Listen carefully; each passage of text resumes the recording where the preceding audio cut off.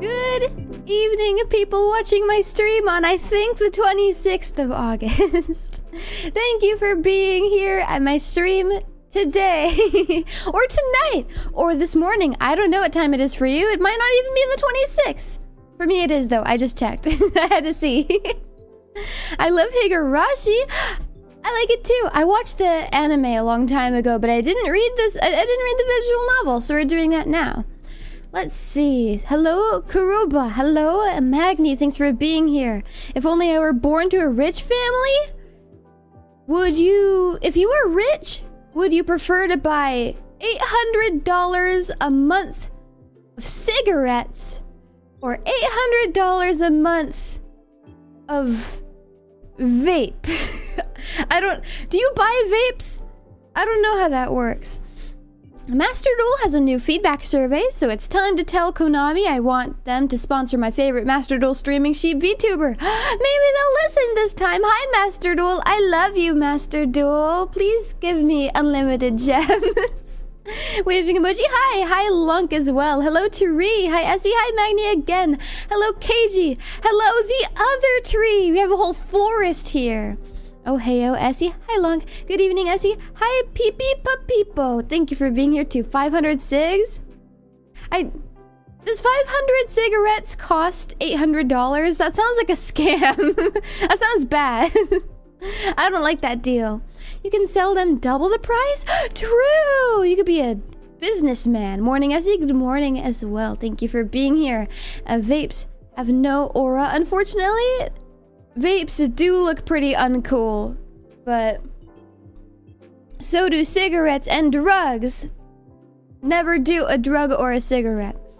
Oh, is that what rich people buy? $800 worth of vapes or cigarettes? I don't know, maybe. Maybe people without money also buy that. I don't know. I wouldn't know for any particular reason. If you were born rich, I wonder if we'd even be here. If I was born rich, maybe I would still be here. I just have like better equipment. Sorry, my cat's here. Kitty! I can't see! Please don't eat my bandage. Please. Okay, goodbye. Did you pick it up? Where'd it go? How did you get my bandage? I don't think he has it. I cut my finger. Last night, I was cooking sloppy joes, and I was mixing the pan with a wooden spoon. And it was while I was cooking the beef. Crazy Cactus, thanks for subscribing. I appreciate that. Welcome, welcome. While I was cooking the beef, I was kind of like stirring around with a wooden spoon. And my wooden spoon was getting more and more red, but I thought it was because of the blood of the meat. But it was coming from my finger. And I don't know where I got cut, but like it hurts a little bit. So now, in the dinner I'm eating for the next week, there's probably human blood in it. And it's all over my wooden spoon. It's gonna absorb it. But that's okay. Pick up the kitty and rub his belly? He ran away. Next time, next time, next time. You buy each vape part separately and assemble it yourself? Like a, kind of like a Beyblade. When you could, like, take the parts off and, like, disassemble them and mix them up, you know? How did you cut yourself on a wood spoon? I don't know. I don't know, but I did. I know that I didn't cut anything, like with scissors or a knife, because it's just ground beef and like a can of sloppy Joe sauce, I guess. I don't know. Cat and eating computer wire. He didn't eat computer wire, but he might have taken the bandage that is not on my finger and was on my desk. He might have taken that. Hi, kitty. I was instructed to pick you up. That's why you're running away right now. Oh, gosh. Okay, sounds like you got a little too sloppy. I guess so. I should have been more neat. But they don't call him Neat Joe. There's a reason they call him Sloppy Joe. The ground beef getting used? Yeah, what else was I supposed to use for my Sloppy Joe? Alright. Wooden spoon splinters? Oh, true. That might be the reason why. That might have happened, yeah. Cut with a wood spoon? Was it actual wood? Yes? What else is a wood spoon gonna be made out of? Did you cut yourself on the edge where you opened the can? I don't think I did. I don't remember that happening. Like, I feel like I would have remembered getting cut by the metal of the can because that's actually sharp and painful. But I opened it very smoothly and calmly and normally, didn't drop it, didn't do anything. I don't think it was the can. I feel like I would have noticed sooner because I opened the can after I was done, like, partially cooking the beef. And my spoon and my finger got all bloody before I did that, so I don't think it was the can. Got a taste for sheep blood now. Your days are numbered. No, he's gonna eat me. It's okay, he'll eat you too, probably. I don't know, would it be something else? I don't know. Good one, Long. How much of your blood needs to be added to the dish before it counts as mutton? I'm not sure, but I am interested in auto-cannibalism, so it'd be something I'd be willing to test, I think. Maybe. Anyways, speaking of tasting things, I have one drink today. I have one big cup of water, no tea. I forgot. Instead of making a drink, I made dinner, but I didn't make dinner. I heated up dinner. I had, you probably could have guessed it, Sloppy Joe. But now I have my water. And I don't know if this is the end of the chapter 1. We will see.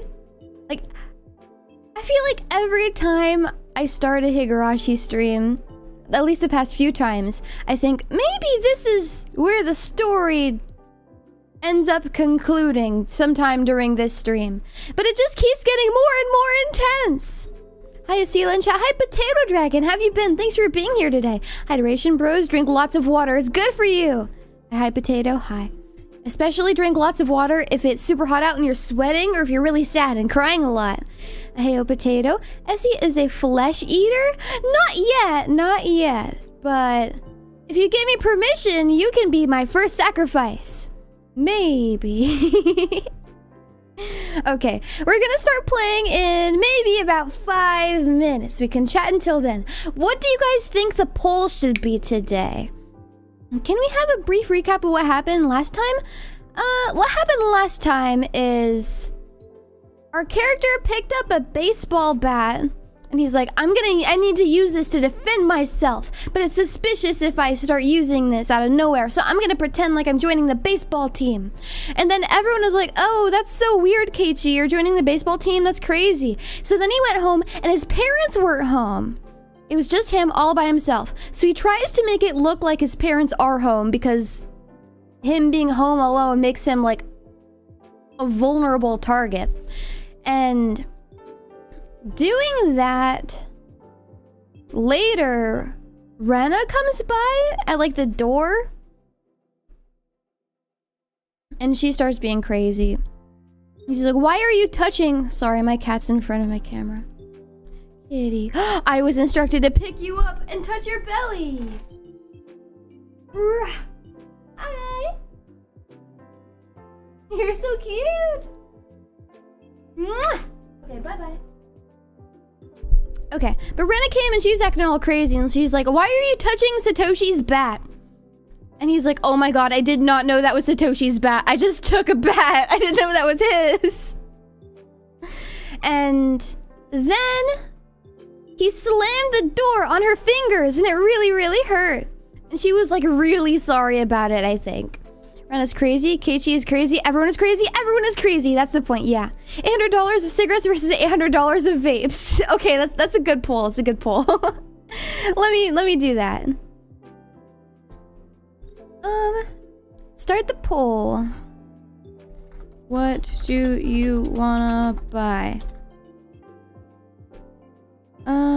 800 of cigarettes. I do not know how to spell cigarettes.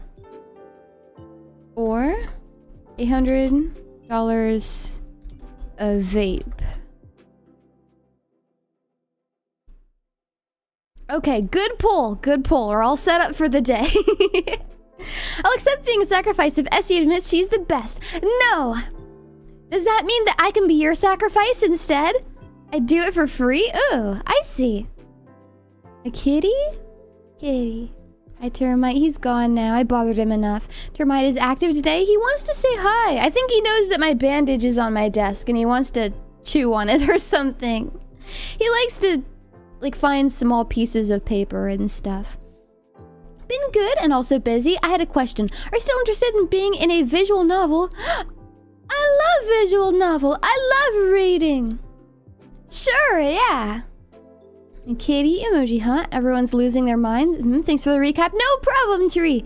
Essie typing ASMR. I could do it again. Hold on, let me find somewhere to type.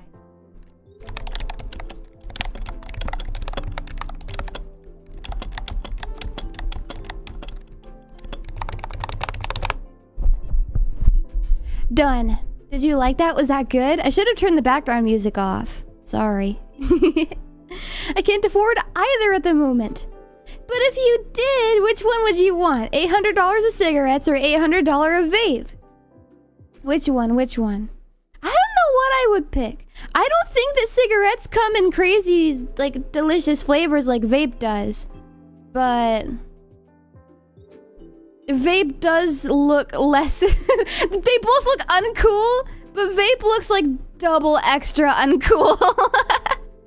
I don't know how to have an opinion about this because I'm not interested in smoking anything. Alright. I have 200 gallons of propane instead? So are you like the real king of the hill? Are you, like, you dress like him? Propane?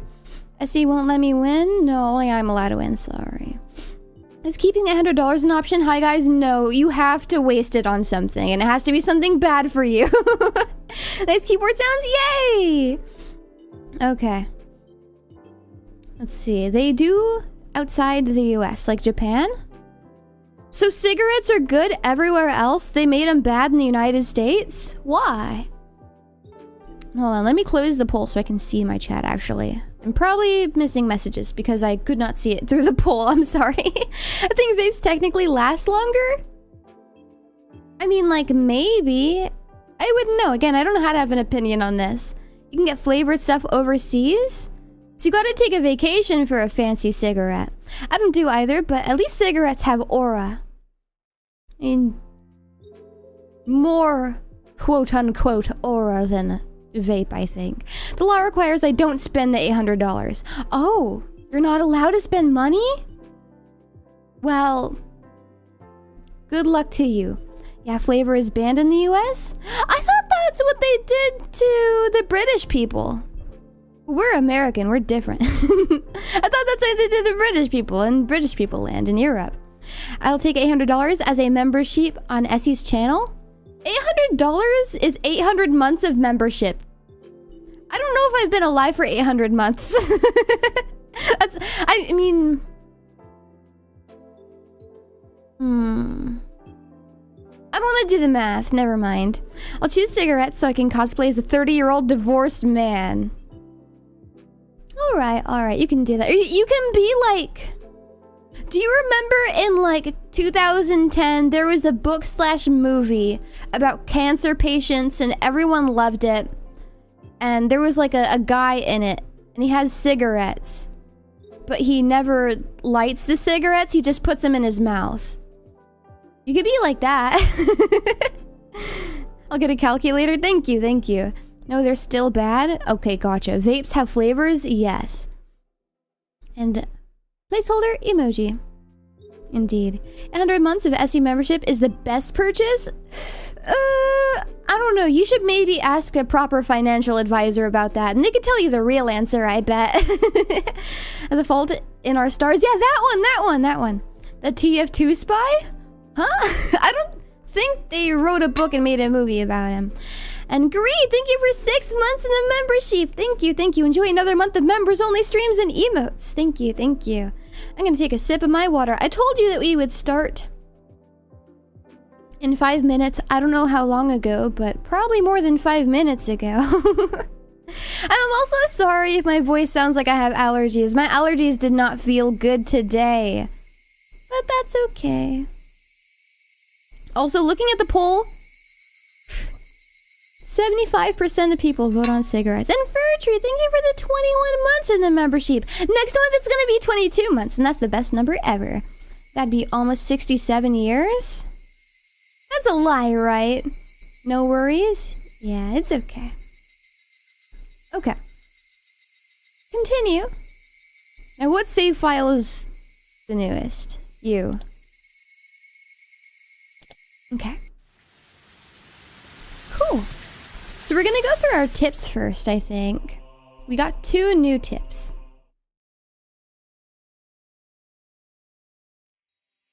I see it in movies quite often, but what is it exactly? Multiple personalities are thought to be escapism. Multiple personality disorder is a form of escape? Correct. The exact mechanism is not fully understood, but it's believed to be a type of defense for the brain to retain mental stability. Hypothetically, poor people imagining themselves as wealthy is a form of escapism. Do you guys remember how in previous times we were checking the tips? Now, we talked about houses and mansions and stuff before there was a tip about like houses and mansions or something. And then the next week we did it again and we talked about something that I don't remember, but it was similar. I was talking about something that later than appeared in the tips. This is our 800 cigarettes. This is us poor people pretending to be rich people. It's like they know. I know! They know! I mean, 2 times happening, that's a coincidence. What does it mean if it happens 3 times? Come on. Is this also a form of multiple personality disorder?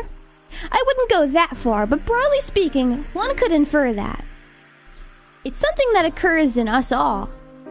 Does it split personality occur when one cannot tell which is reality and which is the escape? That's difficult to say. There are some who agree with that and some who disagree. There is no consensus. Then is the occurrence of multiple personalities still an unknown phenomenon? Something not fully comprehended in the psychiatric field. Unfortunately, that is the current state of things. We can only put our hope in future research. But it's sort of cool having a split personality. What kind of people get split personalities? Recent studies find that those who develop it, or rather, those who are more susceptible to developing it, may be genetically predisposed or may have abnormal mental development. Some say that childhood abuse increased the chances. Speaking of which, person A here experienced abuse as a child. Didn't he? How sad. Person A has 7 different personalities. Let's watch a video of him. Am I allowed to watch too? Right after these commercials. It was just on my TV the whole time. Okay. One time is too many? Yeah. People who spend too much time on Tumblr as tweens. People with multiple personalities? I don't know. I never was a Tumblr person, so I don't know if that's something that's true and accurate. But wasn't having multiple personalities kind of like a TikTok thing more recently? Yeah? Okay. At the 7th mart. The 7th mart was a bargain supermarket with food and alcohol. What's this, Keiichi? So many! There's no reason to get all the different kinds, is there? I flopped all the different colored cup noodle bowls into the cart. Cup noodles have gotten so elaborate recently, there is even a bunch of different types. I want to try each of them at least once. I knew it was pretty selfish of me, but I thought I'd at least give it a try. Keiichi, buy them in a big case, it's cheaper. Dad faltered. Well, I had a feeling I'd end up like this. Dad knew there was no point in him butting in. Then I'd only get to eat one kind. I'd get bored with it. I was resisting as a formality. I'd already given up inside and wasn't sure which case of noodles to get. If you can't pick, then Mommy will pick for you. You don't have to rush me. I quickly searched the cases of noodles for what I want. Pork, bone and ginger, large cup? Hey Keiichi, can't you get a more normal one? If I let Mom pick, she'd err on the side of safety. Err? Is that what it is? And get soy sauce or salt flavored. Pork bone is good. I don't want a big bowl of tasteless stuff. I remembered insisting that the noodles I picked were the right kind.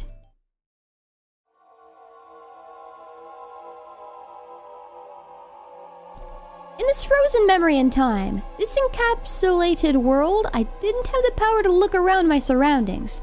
So, I did what I could and reached out with my hearing and vision, sharpening my senses to find the presence I overlooked. 12 months! Eels! That's a whole year! Thank you for stopping by for 12 months! Oh my goodness gracious. Enjoy another month of members-only streams and emotes. Thank you again. No matter how much I searched through the field of vision, I couldn't see Rena. I rewound the situation, searching, but of course, I couldn't find her. 500 cigarettes? I don't think the question is if you want 500 cigarettes. I think it's if you want $800 of cigarettes. Maybe it's just 2 cigarettes, but they're like really, really big fancy cigarettes that cost $400 each. But maybe $800 is 500 cigarettes. I don't know. I'm not an expert. Then, was she spying on me from a blind spot? I thought the sound and presence again. Looking. I could sense the other customers. They were all mixed about, moving as they pleased. There was nobody looking over this way, and no one trying to get behind me. Not here. Couldn't be here. Probably wasn't here. I could definitely notice if someone was right behind me, even when I wasn't on my guard. I smiled wryly at the thought of using a vague word like probably right before contradicting it with a definitely. Then, I paused my mental replay as a chill ran down my spine. There was definitely a presence like a shadow behind me. That was terror like no other, or any other. If a presence really had manifested behind me, I would have definitely have turned around to check for it.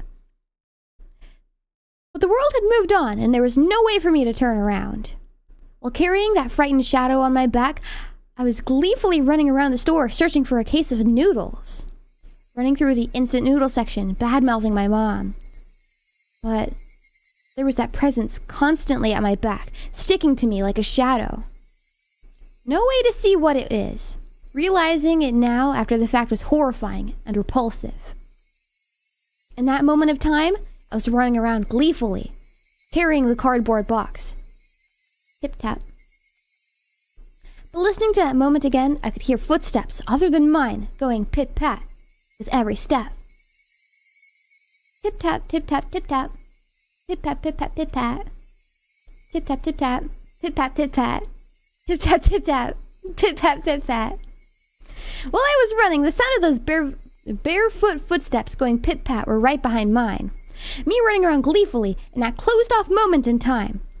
But I didn't hear it. No, I heard it. That's why I remembered it. I didn't think I had heard anything. That's why I didn't turn around. That is why I didn't turn around. In that moment, the pit-pat of those footsteps were following me the entire time. I couldn't run faster and escape. I couldn't run any faster than I had ran at that time. I couldn't turn around. I hadn't turned around before, not once. Then I returned to my parents and started talking. The shadow-like presence was right at my back. Since I didn't move, the shadow didn't move. That's why it made no sound. That was all. At that time, I hadn't taken a single step while talking with my parents. I was just standing there. This was undeniable. And yet, I heard it. A pit-pat. That shouldn't be.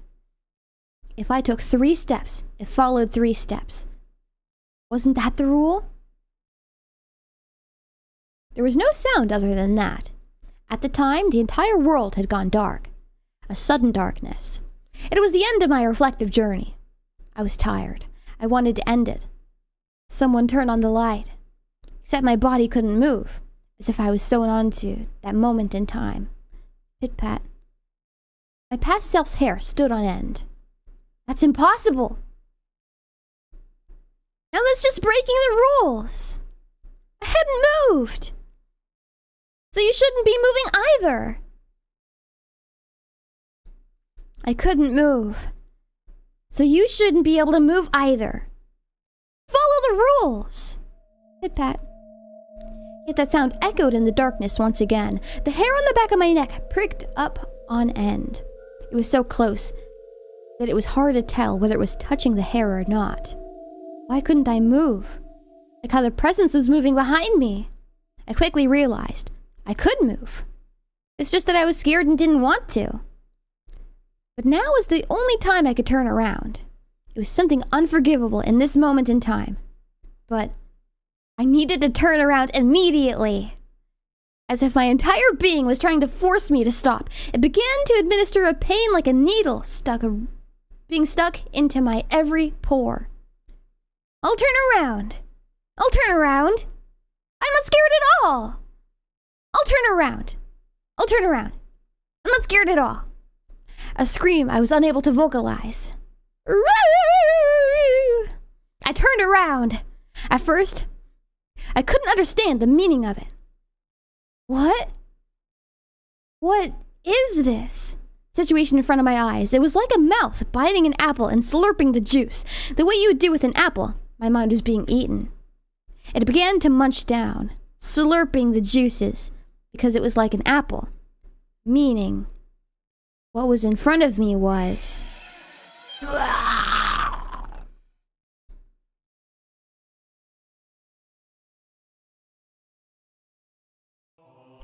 That was scary. I don't know what that tip means. Usually I learn something in the tips, but that didn't tell me anything. That was just freaky. Because we already knew that Rena was following him. Okay. No more tips. Let's save so we don't have to read them again. What? Okay. Essie, you actually scared me. Did I? Anything scary is nullified by that sound you made? Are these tips? It was a tip, right? I think so. Scary tip, super scary tip. I'm gonna double save.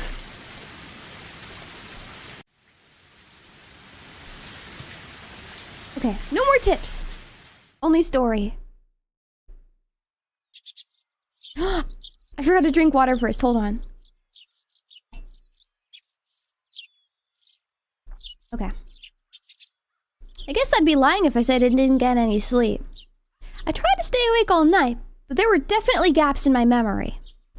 I guess I kept nodding off and jerking awake in a panic all night. I spent all night hugging the metal bat and sat on top of the futon I used to barricade my door. Waiting, watching, just in case someone tried to break in through my window. If I left this spot, someone would break through the door, sending the futon flying and attack me. But if I stopped watching the window, someone would break through the glass and attack me. I tried telling myself I was just being paranoid, but I couldn't sleep. The thought of being so vulnerable scared the living daylights out of me. If sleep meant taking that risk, I didn't need it. It was so much better to just stay awake. At some point during the endless cycle of nodding off and jolting awake, light began to shine outside. But that wasn't it. It wasn't so much the morning as it was just the sun simply having risen. I snuck a peek out through the curtains. Rena was gone. I couldn't see her anywhere, no matter how hard I looked. Finally, I could breathe a deep sigh of relief. The night was finally over. I'd be lying if I said I wasn't tired, but I didn't feel like sleeping at the moment. I still had time, but I need to make my own breakfast, so I'd better get started soon. Skipping school was also an option. With my mom gone, it'd be easy to play hooky. Honestly, I debated it. The risk involved in leaving my house was incalculable. So staying holed up in here was probably my safest option. But staying here wouldn't solve anything. Oishi-san wouldn't help me without cold hard evidence. Neither he nor my parents. So, unless I found some sort of proof, these relentless nights would never end. I stretched my body, tilted my head back, and closed my eyes, just like I did every morning. Do you have any throat coat? No, I sound like I need it though, right? Oh my gosh. I regulated my breathing and regained my senses. Calm down, Keiichi Maebara. Let's go to school. Let's wait until they set their traps for me. But that didn't mean I was just going to twiddle my thumbs. I need to avoid the trap and secure irrefutable evidence. Okay. I think I'm actually going to get up and start my kettle. I'm going to get up and start my kettle the next time there's a background with a tree on it, on my screen. That's when I'm going to do it. Take note of the plates of any car that drives by. If I see someone suspicious, check their clothes and face. I wasn't just protecting myself. I was preparing myself to turn their attack against them and retaliate. The tension was similar to when two samurai were both aiming to slay each other with a single motion as they drew their katanas. I was not at a disadvantage. I would have a chance to retaliate. I finally felt a bit of courage growing in my chest. All right, let's go to school. I tightened my grip on Satoshi's bat. He was the only partner I could count on. Oh, geez.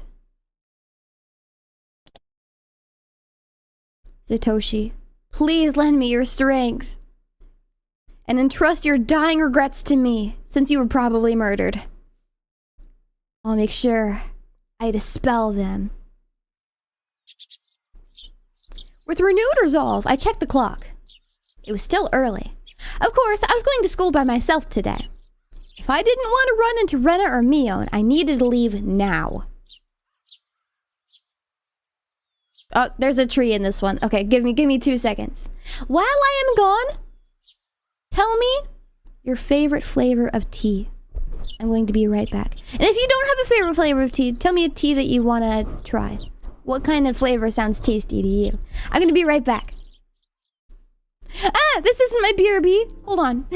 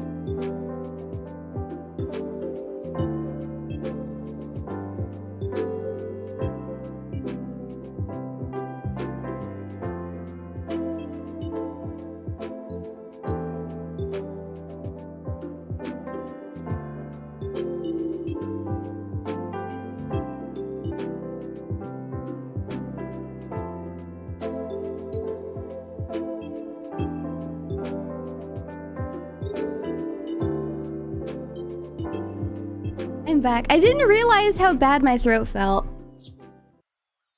Again, today was a pretty not good allergy day, unfortunately. I have my mug ready. It's got the bag in it. It's got agave. It's got a little bit of lemon juice. The whole shebang. Now we just gotta wait for the kettle to stop. There's eucalyptus tea? I thought that we're not allowed to eat eucalyptus and it's like drugs or something. Or is that just for koalas and they're not allowed to eat it, but they eat it anyways?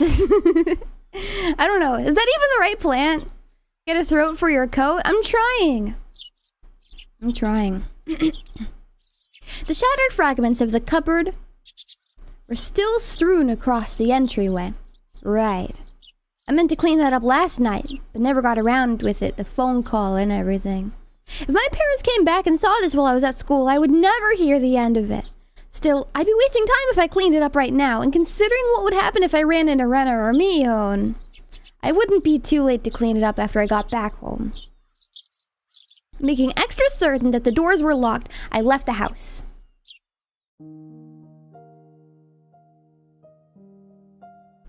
My uniform was still covered in mud from yesterday, so I left it in the washer. Today, I was going to go to school in a tracksuit. By wearing a different outfit this morning, my mind was forced to accept that today was different from yesterday. I had a hunch. Today might be the day I get killed.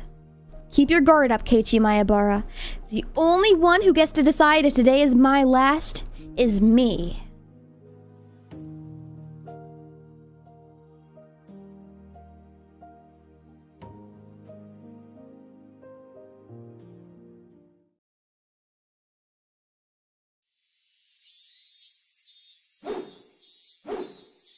That felt very peaceful. Are you going crazy? He was already crazy the past, like, multiple chapters. Did you saw the Yu-Gi-Oh Crocs? Yes. Will you wear it? No. I'd consider wearing it if they don't have evil, painful spikes to step on inside of them. I spent the morning practicing my swing like it was my natural routine. After a while, Renna arrived at school. Our eyes met, but we said nothing. Renna said nothing about last night, as if it never happened. But I could see that those events were real by the wound carved into her fingers. I just heard her telling Satoko and the others that the bandages were from hurting herself in the kitchen. Though, it wasn't like it bothered me. The details that Oishi-san shared about Renna's incident before her transfer played vividly in my mind. Now that I knew about it, I couldn't even dream of Renna as a cute, ideal girl. Kei-chan, I see you're still aiming for the nationals. It was Mion. I already sensed her approach, so I wasn't that surprised. Okay, I need to go pour my tea now. I'm not going to be able to drink it right away, but the sooner I pour it, the sooner I can drink it. So I'm going to be right back.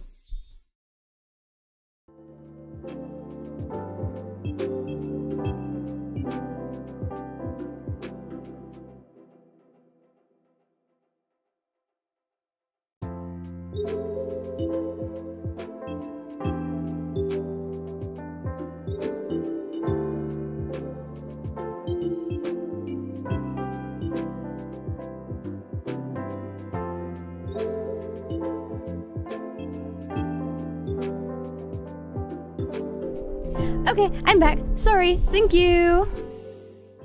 Will you get the Crocs card? Doesn't it come with the Crocs? So we can't get it if we don't get the Crocs? I don't know if I will get the Crocs. I think they look cool, though. And buffering emoji? Stream is working, I think. Welcome, you're back. Oh, thank you. Thank you. I'd already sensed her approach, so I wasn't that surprised. Oh, Mion. If you understand, then leave me alone. I'm busy practicing. I gave her a curt reply without my usual jokes. And then I gave the bat an even larger swing, tactically keeping Mion from getting any closer. Hey, Kei-chan, take it easy. I think Mion got the message, but she still urged me to give it a rest. Homeroom's not that far off, is it? Just let me finish practicing. I swung the bat even harder as a sign of my refusal. Kei-chan, when did you get into baseball? Just recently. Recently? You mean yesterday? Don't ask if you already know. Oh dear. That's a very unsportsmanlike reply. You're distracting me. Go away. I ignored Mion and kept swinging. Normally she'd get mad or bored and leave if someone gave her the cold shoulder like this. Mion just stood there, waiting patiently for me to stop swinging. I didn't sense any hostility. But we're at school, in plain view. I doubt she'd suddenly attack me here. Or was that too naive? Still, I was starting to get tired. Maybe it wouldn't be so bad to take a break and hear her out. You need me for something, right? What is it? Sweat poured from me as I stopped swinging. I noticed my shoulders were heaving as I breathed. I cursed my lack of exercise. At this rate, I might not be able to move as needed when the time came. I should probably keep practicing my swing to build stamina in addition to the excuse for carrying the bat around with me. Well, it's nothing important. If you're tired, I can ask again later?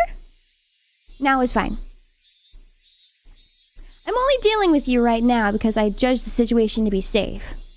Talking to you alone and away from others? That's out of the question. Well, Mion was uncharacteristically trying to choose her words. But unlike Oishi-san, it didn't look like she was going to talk about something I'd rather not hear.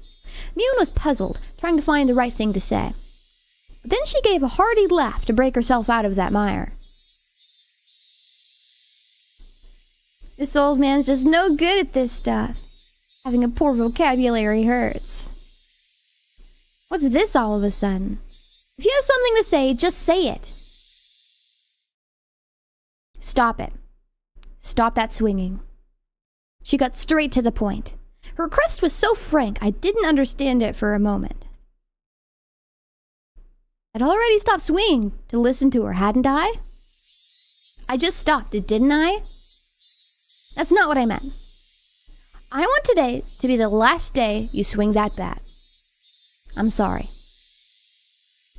It took me some time to understand what she was asking for. What's wrong with swinging a bat? Why? It's none of your business, is it? I'm not bothering anyone, am I? You are. Mion said flat out.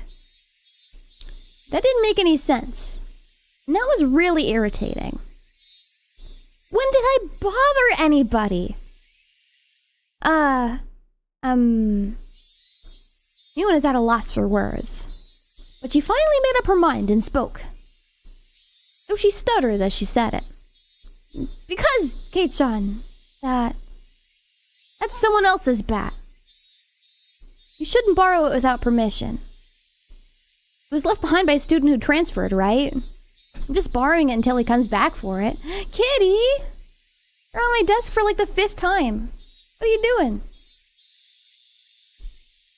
I left you up with one hand. You're so high in the air. 2 hands. Whoa. He's purring. He likes it. Sela playing peek. I love playing with Kitty. Alright, he's on the floor now. I put him down safely. I thought Kitty was part of the dialogue? No. They didn't put Termite in this game before he was born. Yeah, he transferred. Neon grew uncharacteristically flustered. That made it all too clear that his transfer was a lie. But strange, isn't it? The older brother to transfer by himself? While his little sister stayed behind? Neon couldn't hide her reaction as my words shook her up. Kei-chan, you knew? Satoshi Hojo. Satoko's older brother, right? The one demoned away last year. Unable to respond to that, Mion fell silent. Ren asked me the same thing. Why did you start swinging that bat? She told me Satoshi did the same thing. Practicing his swings. Right before he went missing. So, is this some kind of omen for Oyoshiro-sama's curse? Shh! Mion panicked and looked around. Please, Kei-chan, don't mention Oyoshiro-sama so recklessly! I don't believe in him, but the others very much do. Rena especially! Dangerously so? Anyway, you're scaring everyone. If you're just fooling around, then stop it. You have to stop acting like Satoshi. I was the one who was scared. Who do I have to thank for taking up his bat in the first place? Hold on. Who do I have to thank for taking up this bat in the first place? Oh, okay. Who do I have to thank for taking up this bat in the first place? It still unsettled me knowing that my actions were overlapping with Satoshi's. It'd be one thing if someone suggested it, but I thought I was making my own decisions. I'll say this now. I don't know anything about Satoshi. After all, you didn't tell me anything about him. We didn't mean to hide it. You were hiding the incidents that happened every year, weren't you?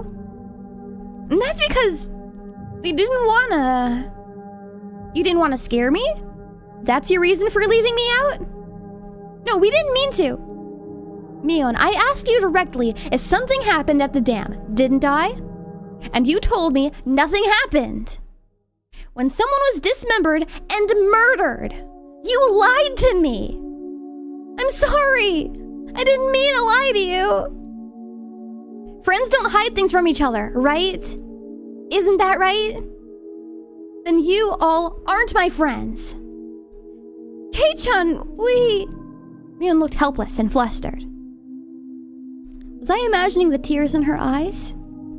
I never could have imagined Mion acting like this. Oh, by the way, those get well emoji you brought the other day, they were good. I thought I was going to bleed. Who did it? You or Rena? Me. She admitted it so easily. I couldn't help but be surprised at how easy that was. You could have killed me. How could you do that to a friend? But it was just a little prank.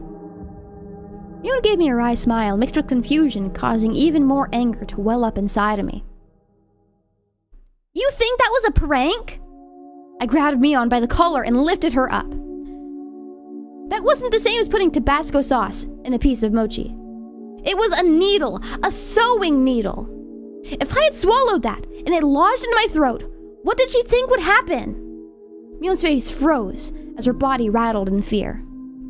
This wasn't the Mion Sonozaki I knew anymore. Anyways, you're not my friend.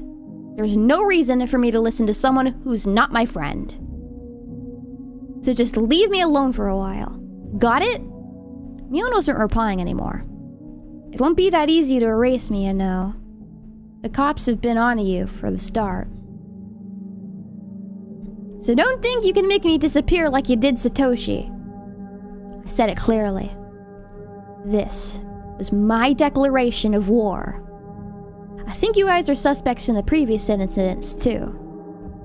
I also know you spent a lot of time with the cops ever since the anti-dam movement. Don't think you can hide it from me. Got that? How? How did you know? Mion stood there with a dumbstruck look on her face. That was when I heard the principal ringing the bell for school. It was time for morning homeroom. Let's go. The class representative needs to be there, right?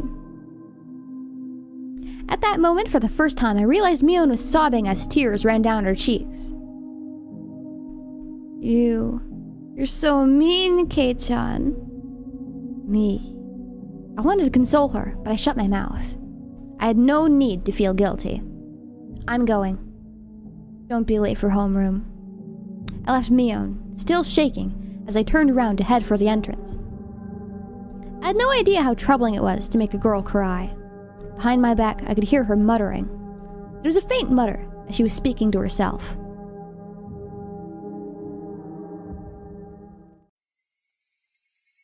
So that's how it is. Huh? She wasn't saying it to anyone. It was Mion talking to herself. But it was a sobbing voice that had a kind of giddy, cursing tone. I inadvertently stopped and turned back towards her. So it was that bastard. He leaked it all to ch1. She balled up her fists as the tears continued to rain down. She glared at the spot on the ground with a terrifying yet smiling face, cursing. A chill ran down my spine from the demonic expression. This transformation, Mion's transformation, was different from Rena's. I should have killed him back then. He forgot the mercy I showed him just because he was going to retire this year.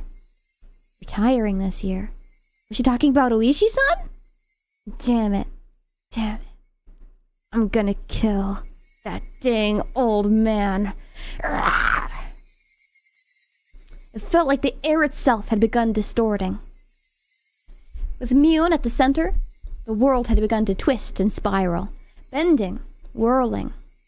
This is the first time I'd experienced such a visage. Her eyes. Attention. Mion made up an excuse for her red eyes by saying there was something wrong with her contacts. After that, neither Rena nor Mion spoke to me for the rest of the day. Neither Satoko nor Rika-chan looked in my eye. Strangely, I didn't feel hurt. Everything had just went back to the way it was. The months since I transferred in had been almost too much fun. That was all. School was supposed to be something like this to begin with. I should have disliked that feeling, but today it felt oddly refreshing.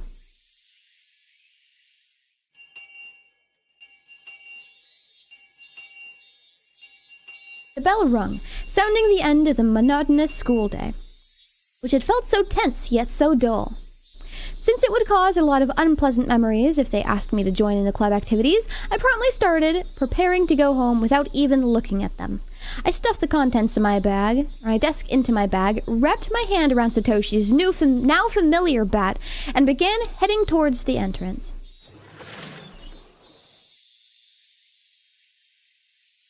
I was assailed by both the exhausting relief that nothing had happened today and the tiring possibility of the same thing repeating tomorrow.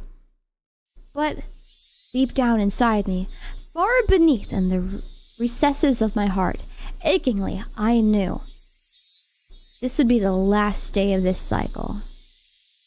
I couldn't tell how the ending would be, whether it would end as I wished it to end, or if it would end as I hoped it wouldn't.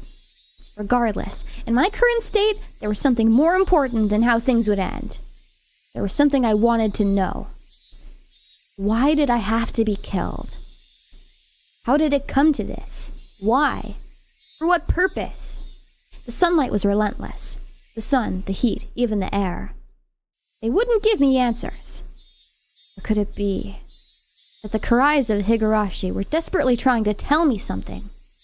Somewhere, mixed in with their shrieks, Tomitake-san and Satoshi were also probably trying to tell me something. I simply haven't been able to realize it yet. When I do realize it, I wonder if I'll be amongst the Higurashi fruitlessly crying and the next victim. Glancing down at my feet, I saw the Higurashi on its back, spasming weakly. Wee, wee, wee. There was still much of the summer left, yet this one was already chirping its last song. I couldn't tell what it was saying, no matter how hard I listened.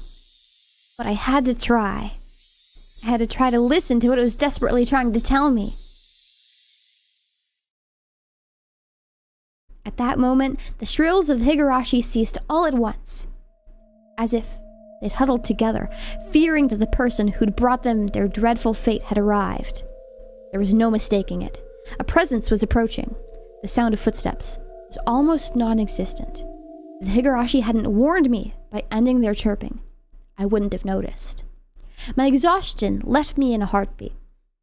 In its place was a rush of adrenaline that sharpened all of my senses. It was just barely able to hold back the creeping, suffocating feeling of horror. It wasn't something I could hold back for long, but in this moment, when I needed to be a razor sharp, I was able to retain my composure. I wasn't going to shout like I did yesterday. I hid myself calmly amongst the trees, waiting for my pursuer's shadow. Could I get them to pass by me? No. Since I was able to hear their footsteps, they were probably also able to hear mine. They might have already been able to tell that I'd hidden myself and was holding my breath. The person tailing me, was it Rena, just like yesterday? If it was Rena, I wouldn't hold back. I would just yell at her and make her go ahead like yesterday. If it wasn't Rena, it would depend on how they acted, I guess. The footsteps ambled closer. I swallowed, wiped my clammy hands on my pants, and readjusted the grip of the bat. I could tell that the fear that I had beaten back once was now waiting for another opening to come at me. Who could it be? I peeked out from behind the tree at the person following me. My imagination hadn't led me astray. It was Rena. There was a bit of relief as I realized it was someone I knew, but the feeling left me in an instant. This wasn't the same Rena that I knew. Her eyes were dark and lifeless, but her mouth appeared as if it was carved into a crescent. Yes, it looked like she was grinning slightly. And in her right hand was an axe. I hid myself behind the trees, once again recalled the unbelievable sight I just saw. What was that just now? The embodiment of terror, laid bare. In baseball, practicing my swing, there was tons of excuses for me to be carrying a bat. But for the axe? There was no excuse for that. An axe? Just like that? Keiichi-kun. Are you playing hide and seek, I wonder? I wonder? My heart was pounding. Hard enough that I had trouble breathing. What little composure I had been able to hold on to was now crushed. In its place, cold sweat gushed forth, covering my entire body, letting me know precisely what kind of emotion had taken hold. Not good, not good, not good. I wasn't able to hide myself completely. She already knew I was here. Were you trying to scare me, I wonder? I decided that I'd be better to reveal myself now, since there's still space between us, than to allow Rena to come any closer. I adjusted my grip on the bat again, readied myself mentally, and stepped out from behind the tree. I found you, Keiichi-kun! Rena was pleased that she found me, eliciting a mysterious giggle. Her mouth was smiling, but her eyes told me she was disappointed by the fact that I had been hiding. Those eyes. They were just too empty. My legs began to quiver. Not good. In the pit of my stomach, some sort of viscous, hot, and cold substance began spreading around. I allowed it. That substance would slip into my bloodstream and undoubtedly freeze all of the organs in my body. Not good. Not good. I'd be devoured by Rena at this rate. Strike back. Don't lose. What is it? I blustered, hiding behind my bravado. But Rena didn't flinch one bit. Just the same as Keiichi-kun. I'm heading home. Then what about that axe? And what about the bat you're holding? I'm practicing my swing. Then I'm treasure hunting. Rena gave a flippant explanation as to why she had such a fearsome weapon. Treasure hunting? At the treasure mountain near the dam site, I found a new cute thing. So I needed to dig it out. How could I believe that? You wouldn't believe it, would you? Rena's laugh was obviously very strange. I'd seen Rena's transformation many times before. But the one today was completely different. Like her mischievous tone and the shrewd glint in her eyes. It wasn't something that roundabout. I'm not sure what to say. It was just so obvious. Wait, Keiichi-kun. Hee hee hee hee. That's a lot of laughing and I really don't want to read laughing. Hee hee hee. Rena didn't stop walking, even as she let out that eerie laugh. Whenever Rena got too close to me, I would scurry away and turn back towards her. The cycle repeated over and over. No matter how you looked at it, I was being chased by Rena. I was being chased by Rena and was trying to escape. Don't follow me! I can't do that. My house is this way after all. Hee hee. When I met with Rena on this road yesterday, she cowered and trembled as she followed my commands. But today was different. Rena didn't show a hint of trepidation. Actually, wasn't I the one who was cowering? If the way home for Rena and me was the same, that's fine. I just changed my route. That'd work out, wouldn't it? I turned onto a side street I'd never been down and knew little about. Rena saw me do that and followed me while laughing. Why? Why? Aren't you going home? Then just go down the street you normally do. Why? Why would you follow me down in this weird little side road? Those thoughts screamed in my mind, eventually spilling out of my mouth. Why are you following me?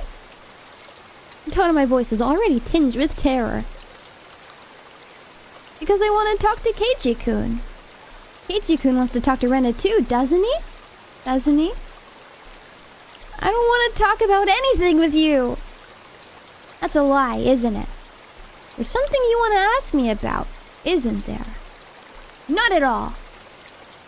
I have nothing to talk to you about. That's a lie, isn't it? It's not a lie. Lies! Rena's scream echoed, startling some nearby birds into flight. I cringed in fear. The only other thing I could do was increase my pace. Let's talk, Keiichi-kun. Talk. Talk. How was I running down this unfamiliar, deserted street? Doesn't Keiichi-kun have something he's worried about? Nothing at all. I'm not worried about anything. Lies! Even though I was running, even though Rena was walking, why wasn't I getting any further away? I know. I really do know. You're scared, aren't you, Keiichi-kun? I'm not scared. I'm not scared of anything. Lies! My breathing grew heavy, and it felt like my legs were giving out from beneath me. Rena wasn't even breaking a sweat. I'll listen. This time I'll listen. I had no idea what she was talking about or what exactly she wanted to do. This time I'll listen. It'll be different from the time with Satoshi-kun. When she said Satoshi's name, I turned back for a moment. But even as I did that, Rena was still advancing. I couldn't afford to stop. 23 months, thank you, Asian Wing Sauce. Thank you, thank you. Please enjoy another month of members-only streams and emotes. That's also over 2 years. That's so long. Oh my gosh. Are you winning? This game is so easy. I think I'm winning. I say as I struggle to turn the menu off. Satoshi-kun is worried too. It looked like he was having such a hard time. But I didn't listen. I was so sad. Where did the street connect to? All these twists and turns, ups and downs. It was hard to believe that this was even remotely in the direction towards my house. The sense of direction had long since gone out the window. I really regretted it when Satoshi-kun transferred out. I thought that if I had listened, he may not have transferred out. I really regretted that. The road led me deeper into the forest. Wasn't I getting further away from the village the more I ran? I lost more and more of my composure the more I thought about it.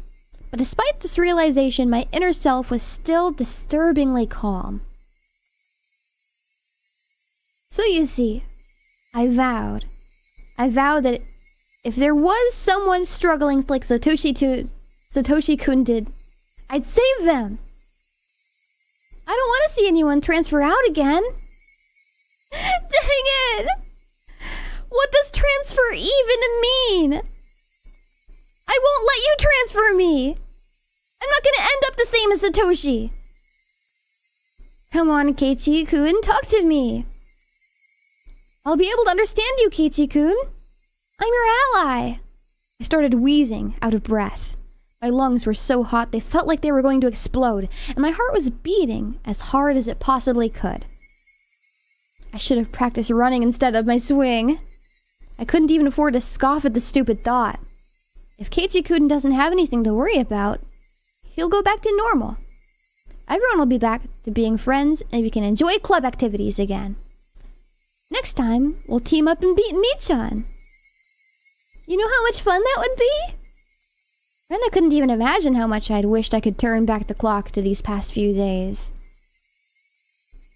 You could be nice to me again, too. I want to go searching for treasure again. This time I'll prepare a nice lunch. Actually, we could just go right now. Let's go to the dam site together. I'll show you where the cute thing I've just found. I'm sure you'll like it too. My footsteps made pathetic flapping sounds as my legs wobbled and faltered. Hot on my heels, Rena's steps were sharply breaking twigs underfoot. I had to accept it. I was on the run, being chased by Rena. If she caught me, it was all over. I realized it instinctively. I couldn't even begin to think of what the end would entail. Just that if I was caught, it was all over. That's all I knew. It didn't matter how it was going to end. It wouldn't end. Or I wouldn't let it end. Sorry, I don't know how to read.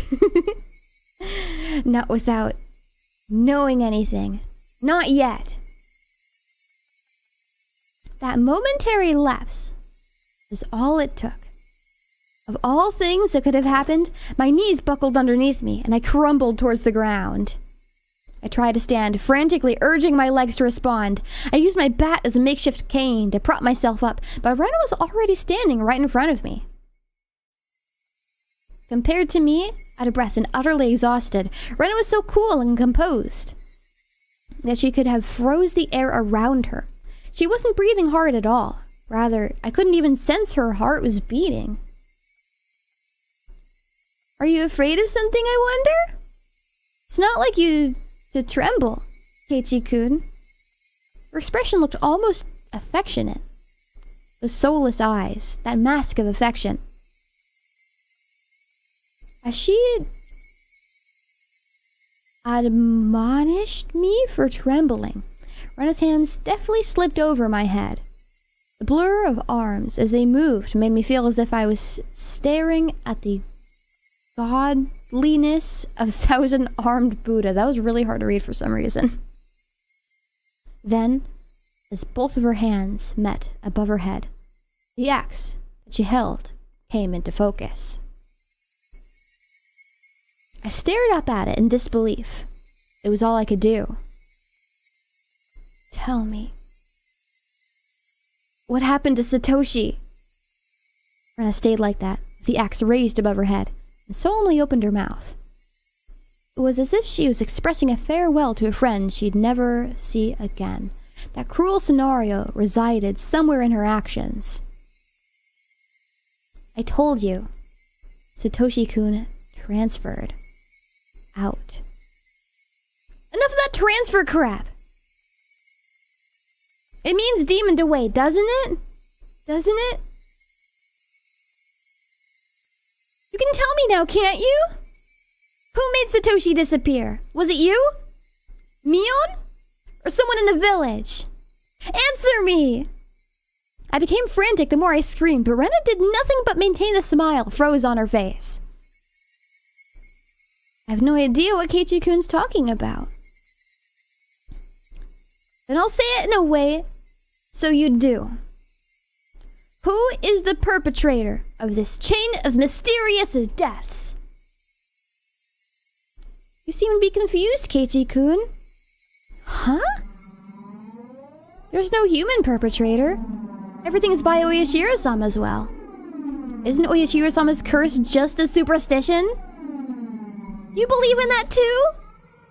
It's not about believing or not. Oyashiro-sama exists. Period. Rena's gaze grew even more gelid. The ferocity of her stare was so intense, not allowing me to question anything. There's just no way that something like Oyashiro-sama could exist. You don't believe in Oyashiro-sama? There's no way I could believe it. There's no way it could exist. It exists. Oyashiro-sama exists. Keiichi-kun should have felt it personally. I never felt something like that. Keiichi-kun, haven't you felt someone apologizing to you before? Constantly, on top of that? All noise from the outside world disappeared. Only Rena's voice resounded, loudly and terribly. You see, until you forgive them, they'll always be with you. At school, at home, at your bedside. I couldn't understand what Rena was saying. It came to me too. Oyashiro-sama did. That's why I transferred and came back to Hinamizawa. I don't understand. What does transfer even mean? What's Rena saying? Hasn't Oyashiro-sama come to you as well, Keiichi-kun? I'm probably the only one who you can confide in. I won't let you transfer out, okay? Hee. Rena's demented laughter clanged around inside my head. Was Rena saying Oyashiro-sama came to her as well? That's right. Last night, I had heard about that when I asked about Rena.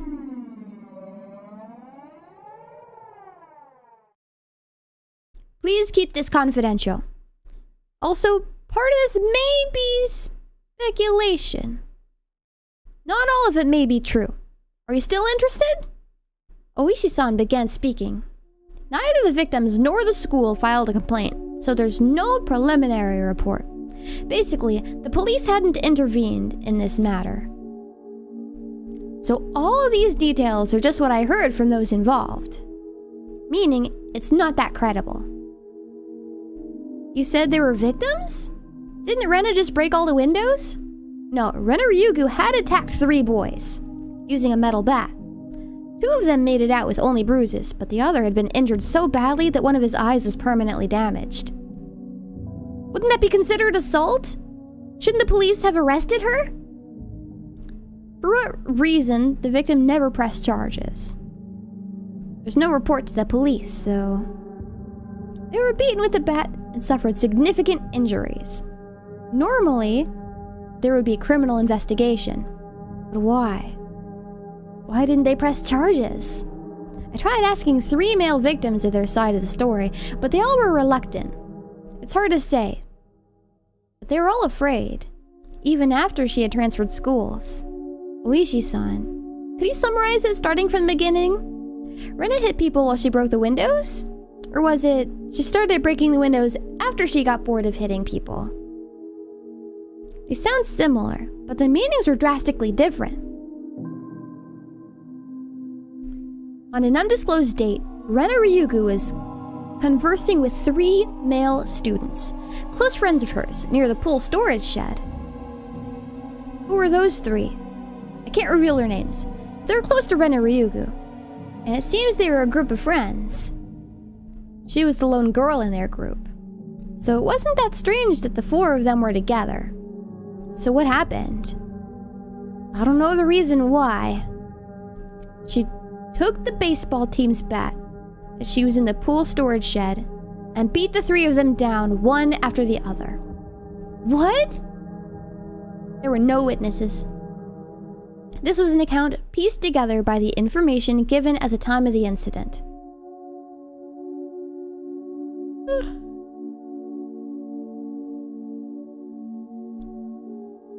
One day after school, Rena and 3 male students were at the pool storage shed, talking together. They weren't seeking help. Rather, they usually met up there. It appears it became a heated discussion. At the time, Rena underwent a change. The change was so abrupt that the 3 of them didn't comprehend what was happening. Ow. Then, taking the metal bat, she attacked her friend, one after the other, leaving her friends covered in blood with gashes on their head. She made her way towards the school building. I like how the glass sound effects cut off before the sound stops. Then she broke the glass windows, one after the other. A few minutes later, a teacher appeared on scene and subdued her.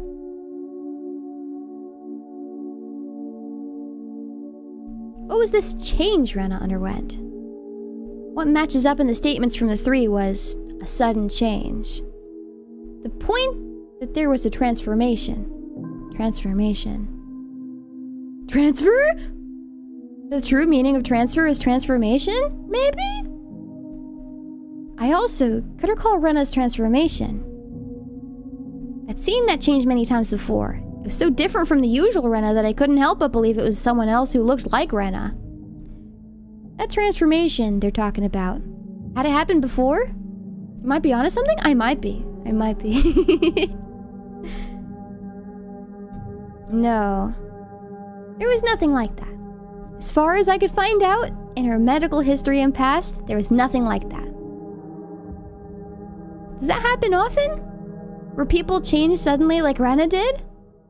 Of course it does. There's plenty of psychological phenomena that could cause something like that. Then you're saying there was a dormant element in Rena that caused that transformation? I can't say that for certain, but according to the statements of her friends, it's hard to believe she had such a side to her. Kind, caring, and adorable. Even before she transferred here, she was probably pretty popular in school like she was now. That girl transforming suddenly and assaulting them with the bat. Who could imagine such a thing? Nobody could have seen it coming. I, myself, sometimes believe that I was mistaken for thinking that that was Rena even now. Then, what happened after that? There was a hospital right across from the school, so the 3 of them were carried in and treated quickly. What about Rena? What about the police? Why wasn't there a criminal investigation? You see, the police can't get involved unless they're called. Even though one was badly injured with permanent damage? Why didn't they file charges? That's what caught my attention as well. Either some threat or pressure was placed on them, or they had a reason they couldn't file charges even if they wanted to. We're talking about you, after all. Of course you looked into it, didn't you? Well, yeah. But I told you at the beginning, didn't I? That the victims were all very reluctant to talk. They didn't want to touch on the matter, or rather, they didn't want to be involved. Reluctant to talk. Didn't want to touch it. Didn't want to be involved.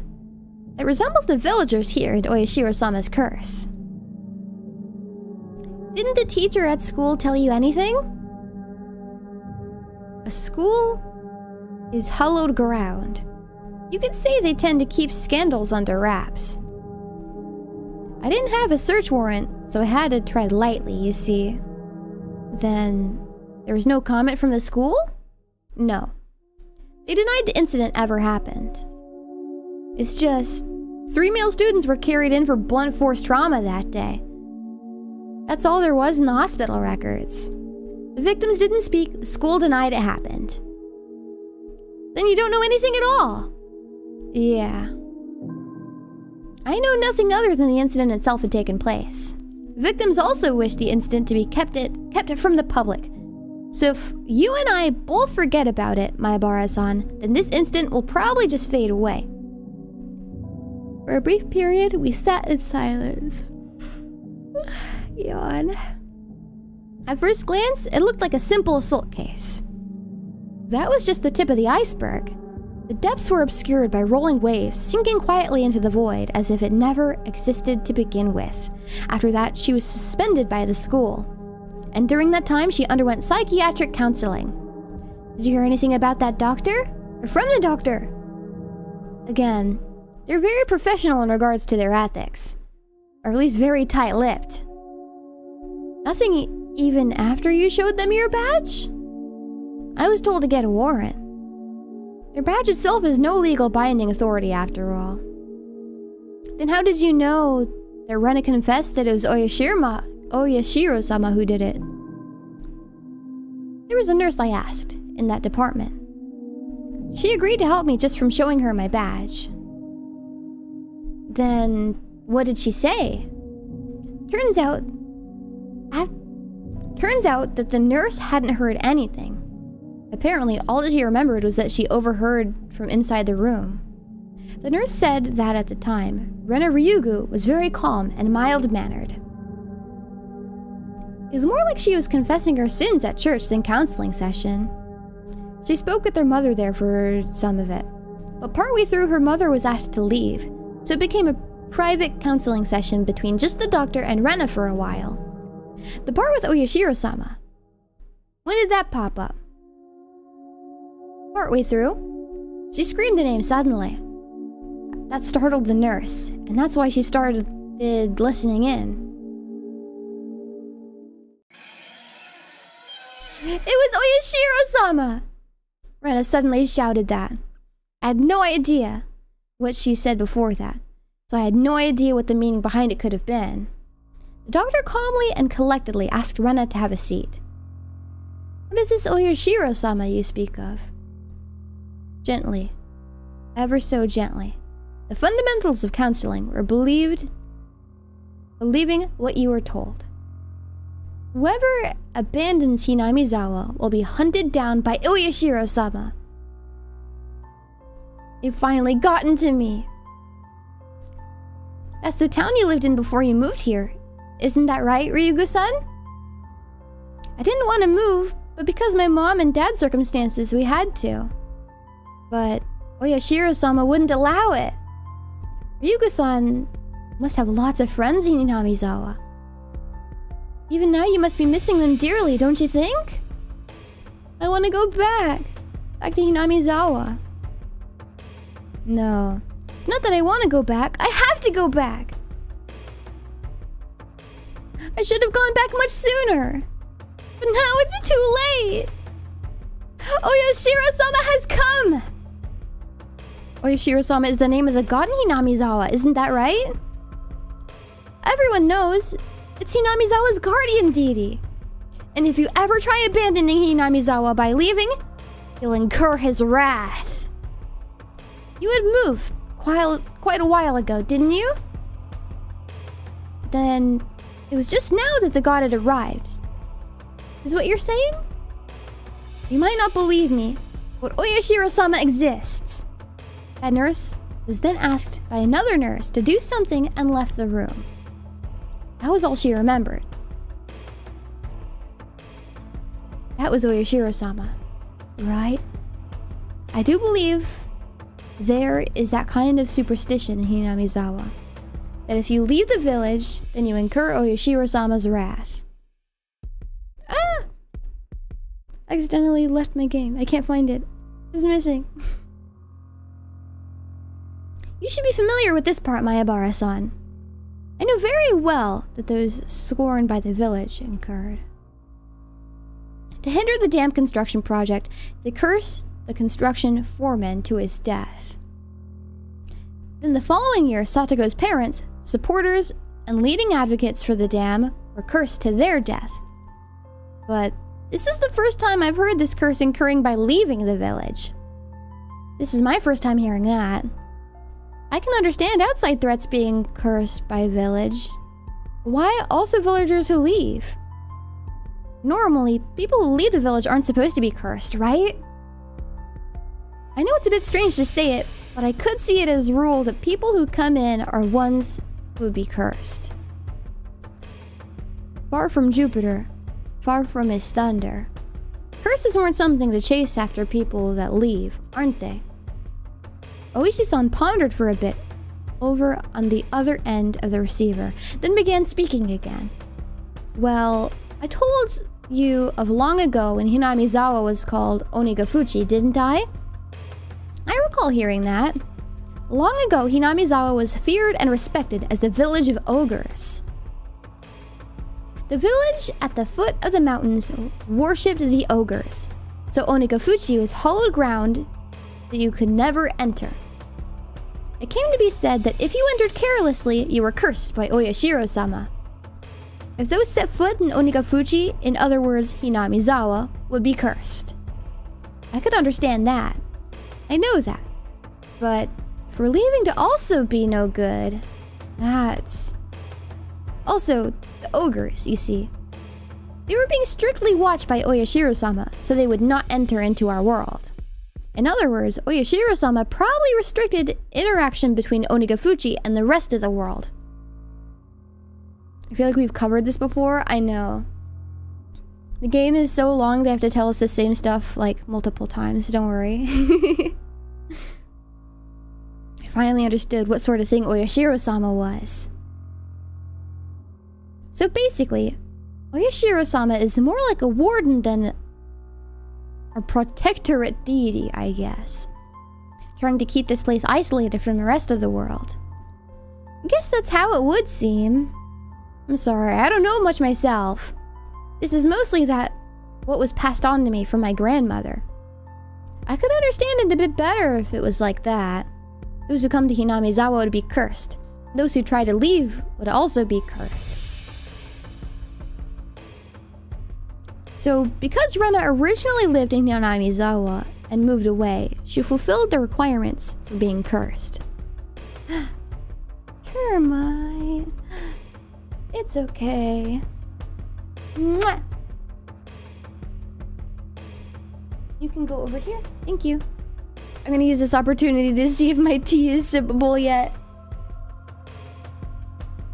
The longer I talk, the more I can feel like the mucus moving up to my nose.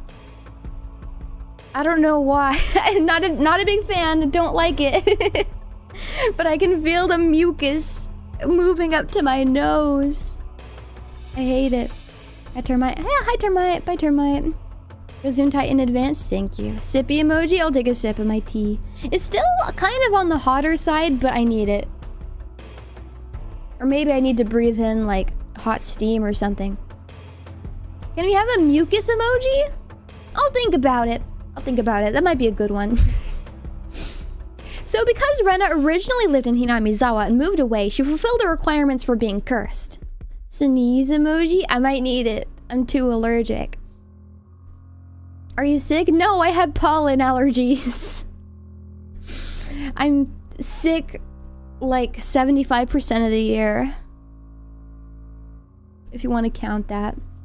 They're taking it out of your sinuses, maybe? How? Why? Is that bad or good? What are my sinuses? Oof, it's okay. Don't worry about it. So that means because Rena moved away against its wishes, she was cursed by Oyashiro-sama. Is that what it adds up to? In short, that seems to be what it points to, I guess.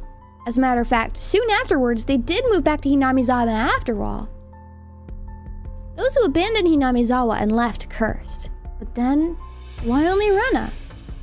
Shouldn't Rena's parents also have been guilty of the same transgression by moving away and having been cursed? Also, in this day and age in Japan, shouldn't there be a lot of people coming and going? And every single one of them was cursed, then it'd be insane. But in reality, it wasn't that big of a deal at all. At most, there'd be one person dying and one disappearing on the day of the Watanagashi. I don't like saying at most, though. Well, anyways, there's a lot I still don't know. Even if it was Oyashiro-sama's curse, it doesn't add up to why her classmates, the victims who were beaten with a metal bat, would press charges. You don't think the victims were cowering because they believe a terrible curse had befallen them, do you? Good. Sinuses are basically where all the mucus is supposed to be. Ears, nose, throat. Why would I want mucus in my ears? That sounds gross. Ew. I don't want to think about mucus in my ears. Of course, I didn't want to believe it. But more importantly, I just realized something else. There was another bizarre connection that Rena made between Oyashiro-sama's curse and metal bats. Satoshi fell victim to Oyashiro-sama's curse and went missing. I'd recently learned that Satoshi had also become infatuated with the metal bat right before he disappeared, just like me. Then Rena as well. She was affected by Oyashiro-sama's curse. She confessed that much to the doctor. Ew, I'll drop the topic then. It's okay. Alright. She was affected by Oyashiro-sama's curse. She confessed that much to the doctor. And the weapon, which she had used at the time of the horrendous act, was again a metal bat. And finally, me. I've encountered various things that were inexplicable. And now I was holding on to a metal bat. I was shocked when I heard that Satoshi did the same thing. It couldn't be. Yeah, the same thing happened to Rena? Is the tea good? Yes. There's cat hair in my mouth and all over my nose. Hold on, let me readjust. Termite's really stubborn to stick around my desk area tonight, so it's just gonna be a really hairy day, I think. Real itchy one. There was one critical difference between her and Satoshi's case.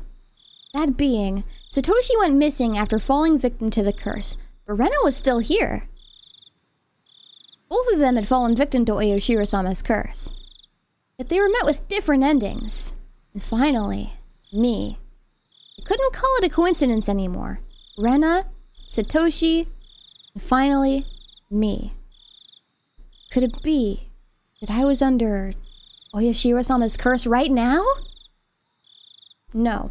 More importantly than that, what should I do now? Satoshi had been demoned away, vanished without a trace. Rena was fine. Fine? Rena had undergone a change. Okay, if Satoshi is transferred, if Rena had transformed, then Keiichi had...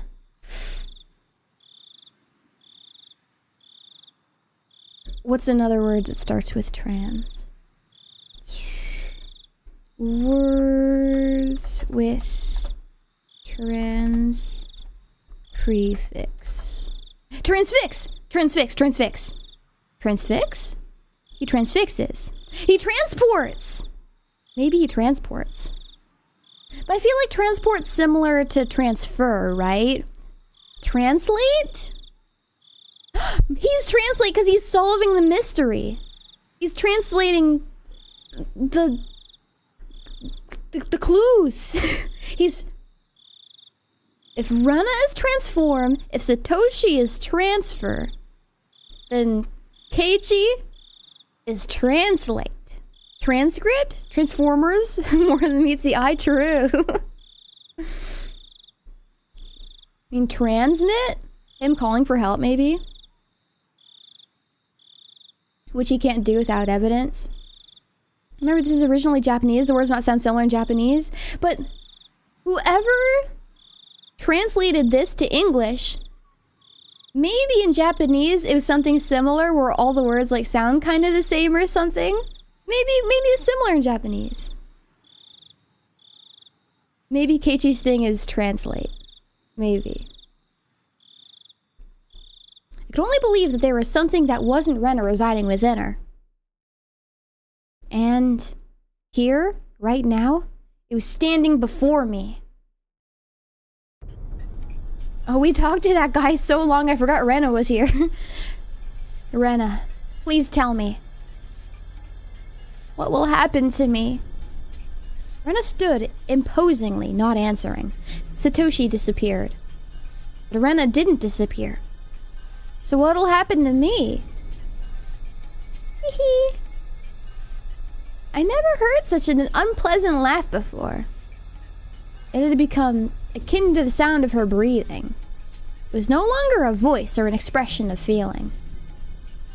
Don't worry. I'll save you.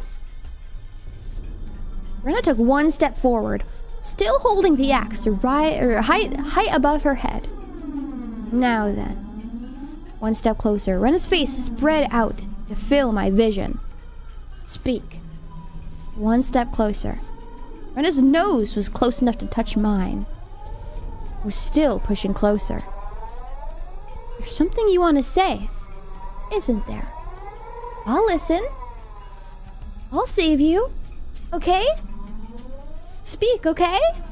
Speak, okay? I slumped down, landing squarely on my butt. It wasn't for some pathetic reason. It was all I could do to get as far away from Rena. Hee. I had the gut feeling that I couldn't let her laughter end. Because when that laugh ended,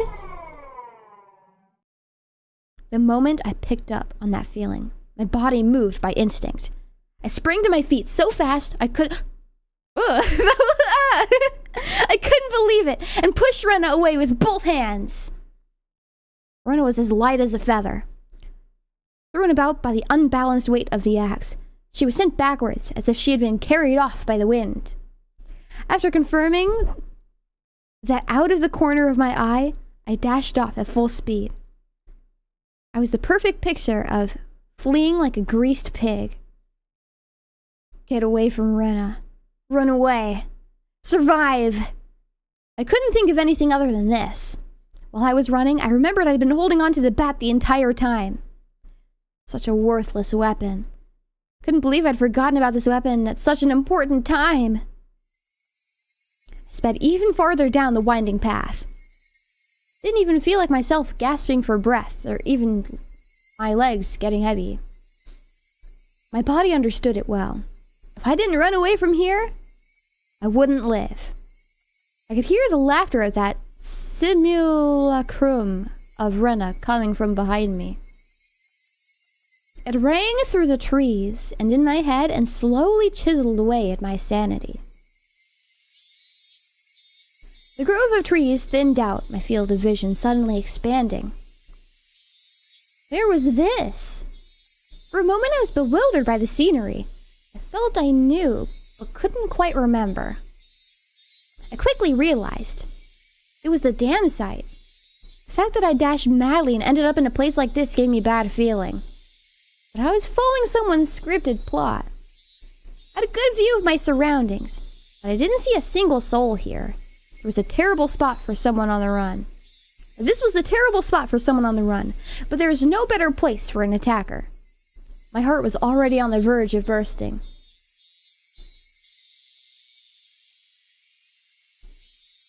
The muscles in my legs were screaming.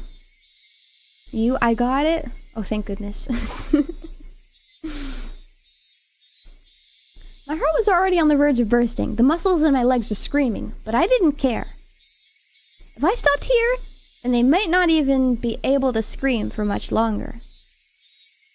Even still, I glanced back, looking for an excuse to rest. Rena wasn't there. Instead, I saw 2 villagers walking around. I breathed a sigh of relief that it wasn't Rena, but a third party. Except the voice inside me rang the alarm once again. Villagers walking around weren't suspicious in on themselves, but it bothered me. They both wore rough-looking clothes. Empty-handed, they definitely gave the impression that they were just out for a walk. But at this time of day, 2 adults wandering around without a purpose was enough to raise question. But more than anything else, those eyes. They weren't chit-chatting while walking. They were both silent, heading forward, looking in my direction. Was I at the end of my rope and I'd finally started imagining things? I should run away. That was probably the best choice. If they weren't involved, I'd lose them easily by running. If they were part of the group after me, then they would come running after me. Either way, unless I hurried up, Rena would catch up with me. That's right. I was going to run. I decided that the moment I began to turn tail, both of them rushed towards me, as if they knew exactly what I was thinking. Somewhere inside me, I had jumped to the conclusion that Rena was the only thing I needed to be afraid of. I made the assumption that I didn't need to fear anything else. But right now, I realized just how blatantly wrong I was. Suddenly, the story Uishi-san told me about the demons all living in the village to hunt prey flowing through back to my mind. I could tell they were both coming after me, without even turning around because their frenetic footsteps. I was frightened, being unable to shake Rena off as she slowly closed in on me. But this didn't even compare. Being pursued with such violent ferocity, the straightforward horror was unparalleled. One of the pursuers' arms grazed my shoulder. Now it wasn't just their frenzied footsteps, but their distinct sound of their breathing that I could hear. No, I could practically feel them breathing on me. They were already right behind me. Calm down, Keiichi Maebara. Still running at full tilt, I felt the surrounding area go still. No, it felt like time itself had stopped. I turned my head back slightly in the frozen world, realizing how close my pursuers had gotten to me. I couldn't win against the legs of an adult. In less than the time it would take to blink twice, when this frozen time began moving again, it'd be right on top of me. On top of me. And then... Don't think about that, Keiichi. First, realize that you won't be able to shake them off like this. If the fact that you can't get away was given, then you need to make a decision. Go with the right leg or go with the left. You just need to decide which one. Let's go with the left. The moment I decided that, the temporal singularity burst into pieces. Right. Left! I swung the bat in wide arc with my right arm. Using that inertia, I stopped and suddenly spun. 2 of them were clearly startled. Momentarily losing sight of me, both of their outstretched arms, ready to grab me, instead grasped at empty space. The man on the right, I applaud him for being able to figure it out, spun around to the spot I shouldn't have been, and faced me in astonishment. But it was too late. I didn't even need to swing my bat. All I needed to do was extend my arms as I turned around. It was by no means a heavy blow, but it seemed like it had enough power behind it to knock him off his feet. But just knocking him down wasn't enough to scare him away. He got back up in no time. Both of them took a fighting stance and they're ready to face me. This made me certain they weren't just 2 people out for a walk. They were clearly after me. It felt much easier than dealing with Rena. Just by not recognizing their faces, by not knowing them, it made things easier. I smiled wryly on the inside. What do you want with me? Next one's going to the right in your face. It's fine. It's fine if it was just a bluff. By barking out at them, I was able to fire myself up. They didn't respond. They spread out either side of me with an unbelievably calm expression on their faces. One of them would grab onto my bat and the other would hold me down. Was that their plan? Taking on both of them at once would be impossible. Hot sweat poured from every pore in my body. Then I just have to settle it with the first move. I step in and strike the first one down. Narrowing my target down to the man on the right who had already been knocked down before, I stepped in and swung with all my might. There was no way for an unarmed person to guard against it. It would cause immense damage. If they blocked it with their arm, their bone would snap like a twig. If they turned their back to it, then it was possible that the blow would travel all the way to their vital organs. It looks like he was aware of this. He pushed further through the kill zone between us and delivered a fist right into my gut. Not good. With this distance, in this position, and in this state, there's no way for me to dodge it.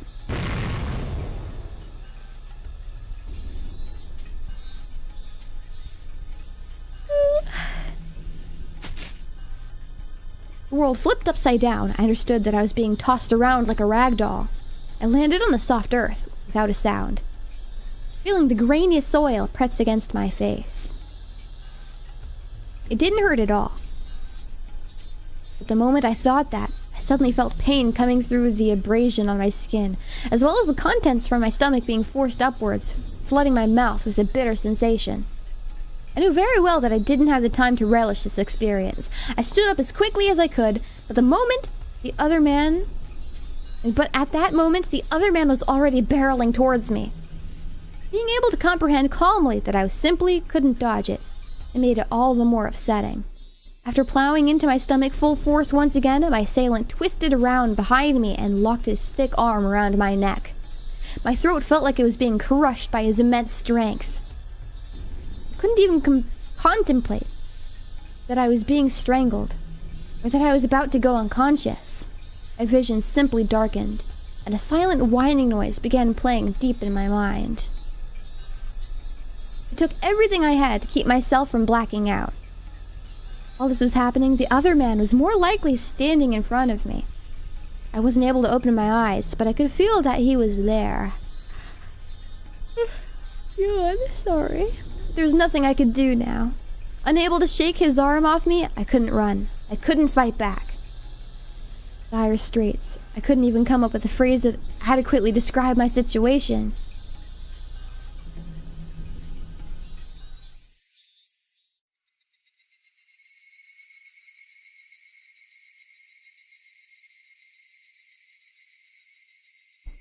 It's very peaceful. Very calm. Maybe we can just... The force of life slowly fades away, and the last thing I see is a beautiful mountain, and that's it.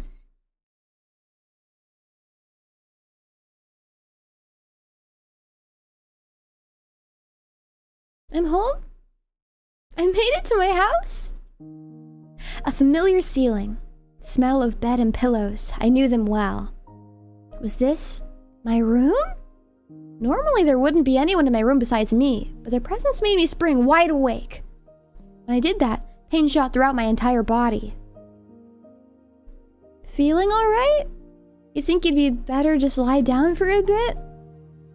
Why was Rena in my room? Blood began to surge through my muscles and my capillaries. But Rena's smile belonged to the Rena I knew well.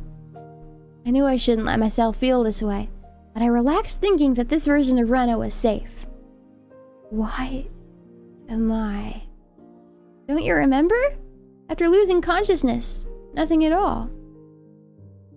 My body had become more lethargic than I could ever have imagined.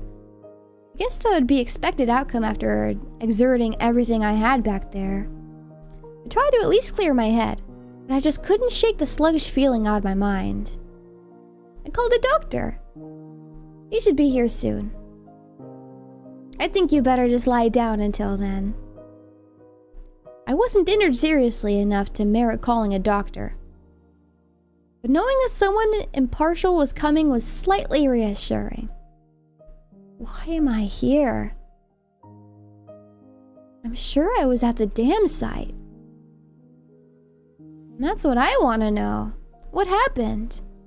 When I got there, Kichi-kun was already passed out. That's why I'm the one who wants to know. I was attacked by 2 weirdos. As I talked about it, I finally remembered what happened right before I passed out. Recalling that memory and the terror that went along with it caused the fogginess around my head to clear right up. Let's forget about those 2 for now. I didn't expect Rena to be nursing me. I thought Rena was trying to kill me. Well, I have to read the text now. In my chat. Originally a sound novel with no art. It was just reading and background music with sound effects. This is not a current game, it's a classic. I hate that they described the whole scene without showing a single image related to it. Now I'm content with this.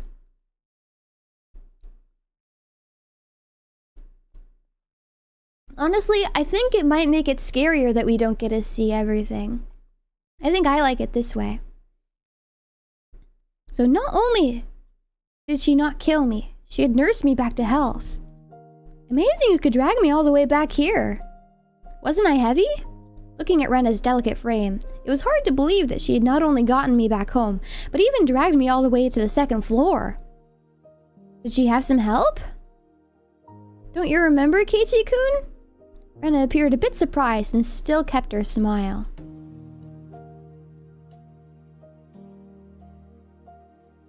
I only propped you up on my shoulder. You said you could walk on your own and that you were fine. You don't remember? I didn't remember. The memory is fuzzy after the point where I lost my consciousness. What about those 2? Huh? When you got there, Rena, the ones with me. Or rather, the 2 guys.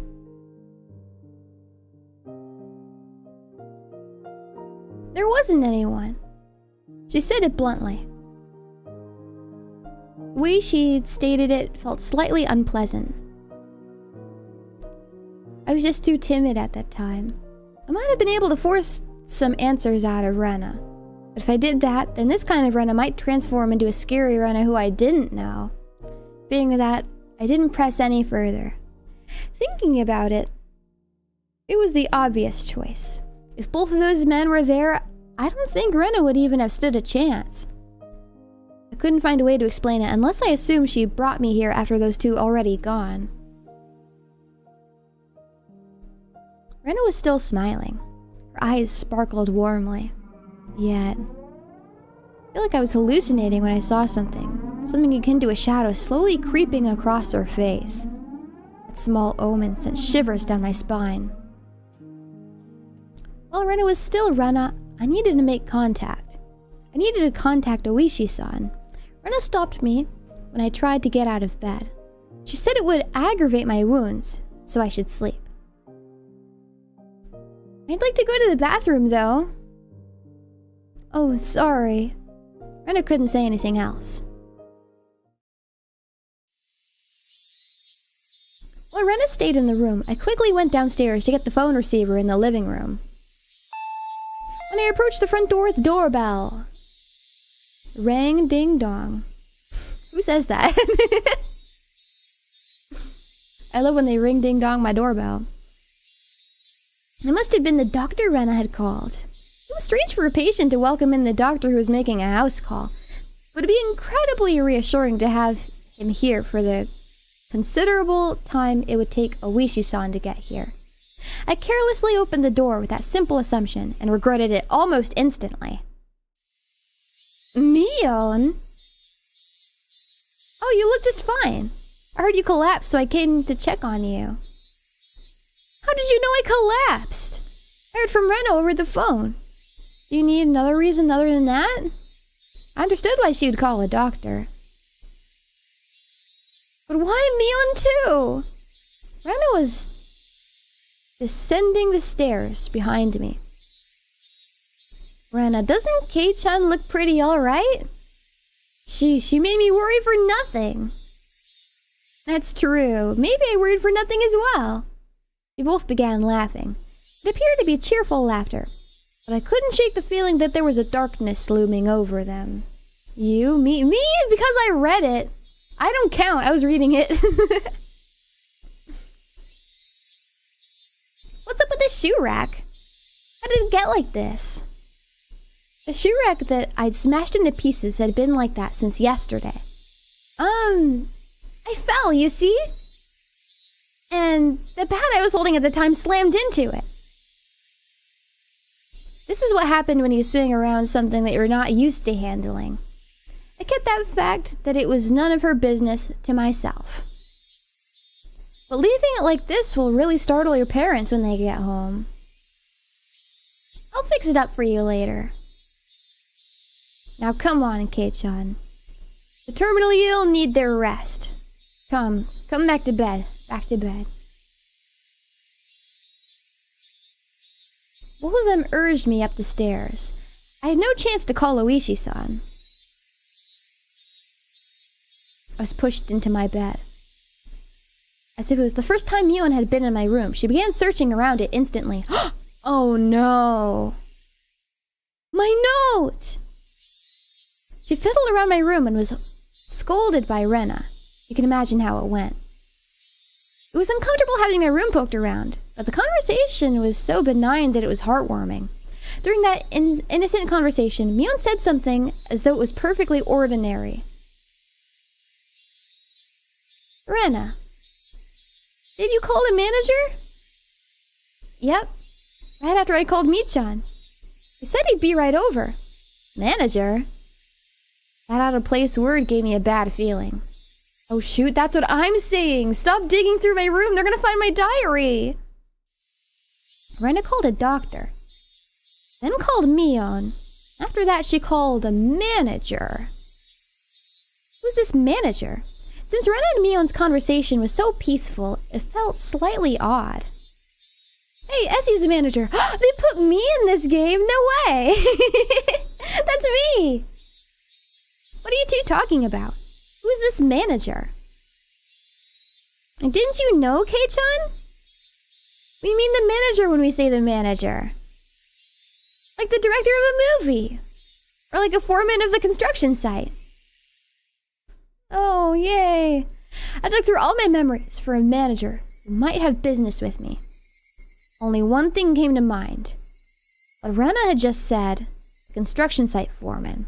The very first victim of the first incident, the dismemberment at the dam construction site. The foreman? That was strange. He was supposed to be dead. There's no way you could call him. I don't understand what you guys are talking about. What does that manager have to do with me? You said he was coming. Did you mean to my house? I asked one obvious question after another, but all the two of them did was smile coolly at each other. There was a huge difference between how the two of them appeared and how my suspicions were playing out. Slowly, I felt discomfort and panic welling up inside of me. I couldn't understand what Rena and Mion were talking about. Hey, ch1, you've gotten into baseball lately, haven't you? Pretty sure the manager will be happy to hear about that. So who is the manager? The manager's the manager. So who is the manager? Rena and Mion looked at each other and laughed haughtily. That disturbing cackle unpleasantly resounded around me. Hee hee. That laugh, long enough to be unsettling, ended abruptly. Oh yeah. We should finish up before the manager comes. You remember, don't you, ch1? Her face was laughing, but Mion's eyes told a different story. Remember? Remember what? Keiichi-kun, had you forgotten, I wonder? About the penalty. About the penalty. Did you really forget? The homework with the mochi. The homework where you were supposed to guess which one Rena made. You forgot about that homework, didn't you? I certainly did have that homework. But I had thrown away the rest of the mochi after I found the sewing needle. Disturbing, don't make fun of me. So I wasn't able to answer which one Rena made. The penalty For that? Why now? No doubt my question was written all over my face. Their answer to my question was that dry laughter. I could no longer make heads or tails of anything. I began to think that this entire day was somehow insane, strange, incomprehensible.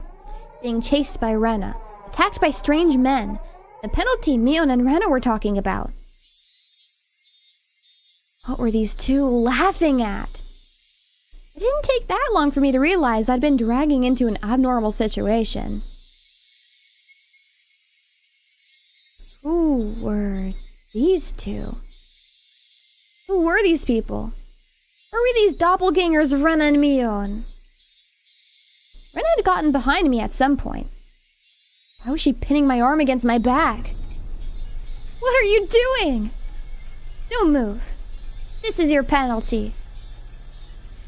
My body was already very sluggish, and Rena pinning my arms made it so much harder to move. I seriously tried to struggle, but she wouldn't even budge. My panic began to well up, and I realized this was well beyond the realm of jokes and pleasantries. This freakishly monstrous strength, it would have been impossible for the Rena I knew. Then, his thin, frail arms grasping me firmly. Whose arms were they? ch1, no struggling. Club rules. There's no exceptions. You can't fight against the penalty. Mion, no. Termite, no! You knocked it over. Silly boy.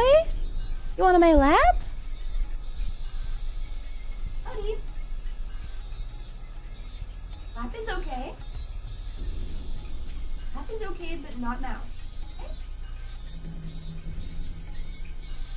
You don't know that they're house toys. Lap is okay. He doesn't want lap though. He's so picky. Okay. Mion, no. That thing that looked like Mion spoke to me like how Mion would speak to me. He's having cat problems? I think he's being needy today. He really wants attention today, I think, so we'll have to play with him after this. But I was certain that this was not Mion. Someone who wasn't Mion. Someone who was just pretending to be a Mion. Need to finish this up before the manager comes. Mion fished into her pockets and pulled out something bizarre. I could tell what it was just by looking, but for such a thing to be in her pocket, my mind wouldn't accept it. What is that? It was a small syringe. It was a small, clear syringe, like what a doctor would use when you went to him when you were sick.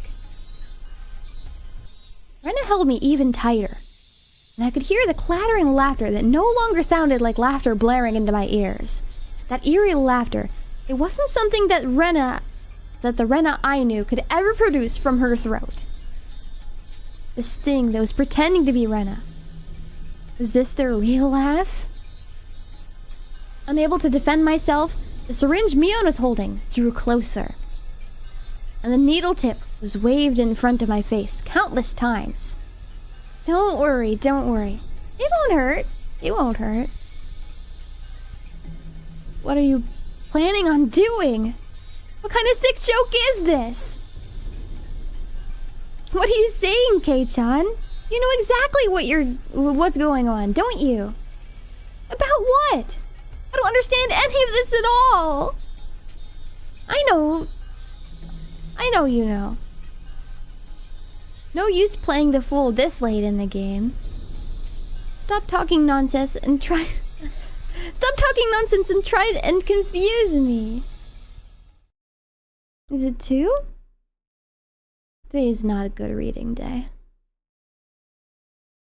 You're going to have done to you what happened to Tomitake-san. What? The same as Tomitake-san? I don't really understand what she meant. What did that have to do with the syringe? You're playing dumb, Keiichi-kun. You should have realized by now. Ren whispered in my ear, laughing, as if to admonish me. But even the way she spoke was repulsive beyond compare. Playing dumb? Me? About what? What do you mean, the same as Tomitake-san? Everyone thought at first that it was a hit and run, except when the officer got close to check that he was still alive. He soon noticed it wasn't a normal situation. His throat was scratched out. From a knife or something? No. Nails. Nails? Nails as in fingernails? With those? Gouged through? That's right. Tomitake-san had clawed out his own throat with his own nails and died. There's no way someone could die like that. So then, for that to happen, we thought drugs were to blame, but nothing of that nature was detected. That's right. The police didn't find any drugs in Tomitake-san's system.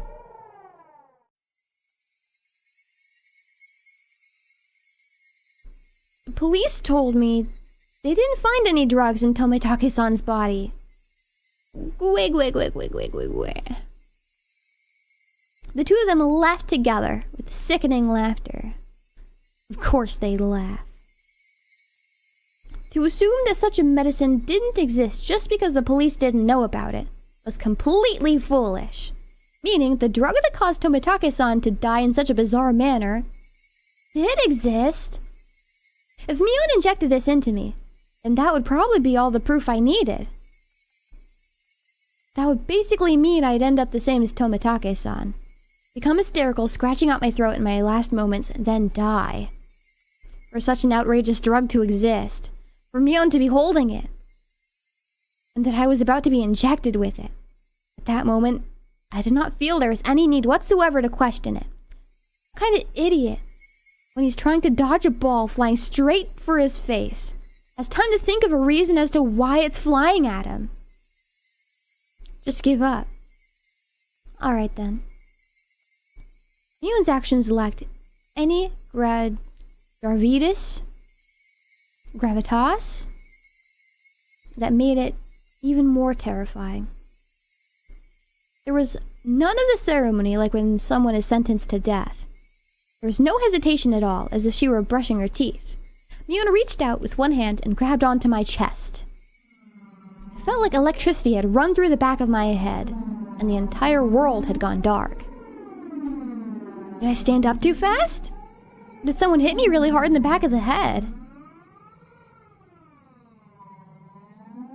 Having lost my sense of balance, I was assaulted by a wave of dizziness.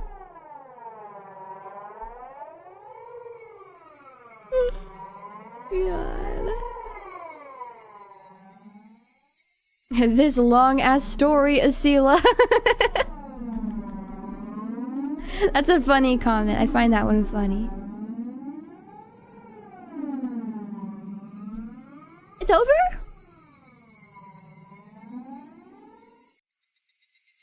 If not, why show me the title? I squatted down for a bit. When I came back to my senses, my entire room had changed drastically. The numbness in my head was gone, and slowly, I could tell blood was flowing to my extremities again. How long had I been squatting here? How many minutes? Or has it been hours? It was almost as if the hands on the clock had stopped moving the entire time my eyes were closed. That's how little time passed. Really? The air in the room wasn't filled with that madness from before, only dull silence. Rena wasn't there pinning my arms, and Mion wasn't there to inject me with a needle. No way. Could it be? All of it? Was a hallucination? There was no other presence in the room besides my own. It was the weirdest experience I'd ever had. I was certainly with Rena and Mion. I doubted my sanity for a moment, but I was also seized with some sort of comfort. I guess that terrible ordeal was a hallucination. Neither Rena nor Mion. They wouldn't ever do something so terrible. My head grew hot. I could tell my emotions were welling up. Why? That wasn't a reason to cry. Why? It was sorrow. Why was I sad? I don't understand. I don't understand. Kind to everyone, not discriminating against age or gender. Mion. That Mion was sprawled by the window in an unnatural pose. Blood stained her deep red from her head down to her chest. The bright crimson smeared on the walls that splattered had undoubtedly come from Mion. She always had the bright smile and was kind to me from the day I transferred. Rena. That same Rena was slumped at my feet and was making the same pool of blood as Mion. I couldn't comprehend what had happened. Did someone come to save me? And then they beat those two down? With this metal bat? I finally noticed the weight in my right hand. How long had it been there? It was Satoshi's metal bat. It was covered in deep red. There's no doubt this is the weapon used to mutilate both of them. And I was holding that weapon. I was the only person in the house.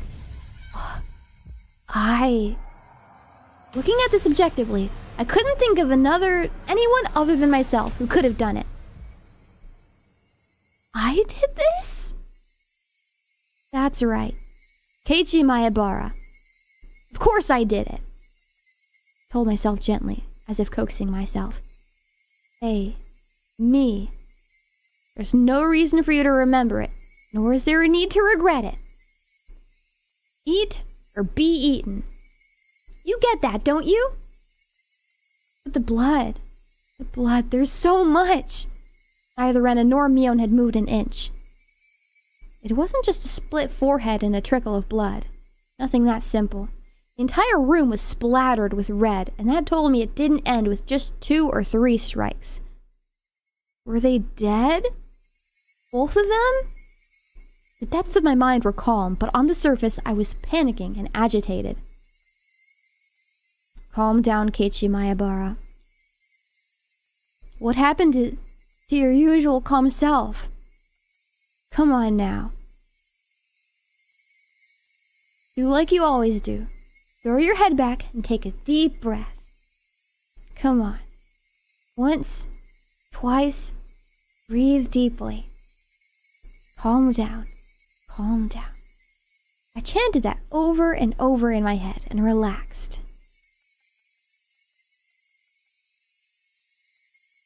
Color came back to my vision, and smells reinfused the air. At the same time, I remembered what happened when I blacked out.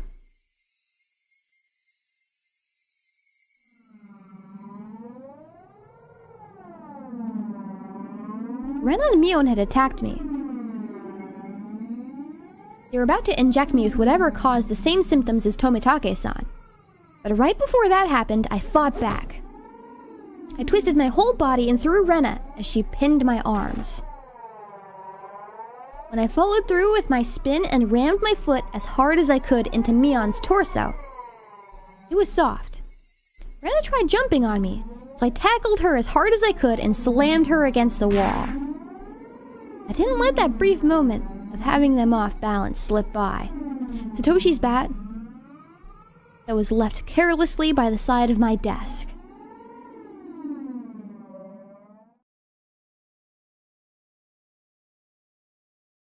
Weep. At that moment, everything went pitch black. There was nothing recorded past this point of videotape in my mind. No, that wasn't right. It wasn't that there was nothing recorded. It was recorded just fine. Just the other me inside myself had told me not to look and had turned off the TV. Just because the screen had gone black and I couldn't see it, didn't mean the videotape within me hadn't recorded it. The TV was just off. The video was still playing. The tape within me, creaking along, still playing. On the other end of the pitch black screen, that horrifying video was still playing on.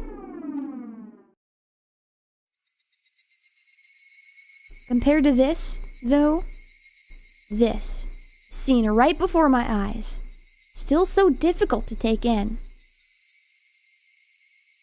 There was blood splattered everywhere on the walls, the two of them in these unnatural poses. Not a sign of movement from either of them. Couldn't even tell if they were breathing. No matter what the circumstances were, my friends, these girls, I had attacked them. I may have even killed them.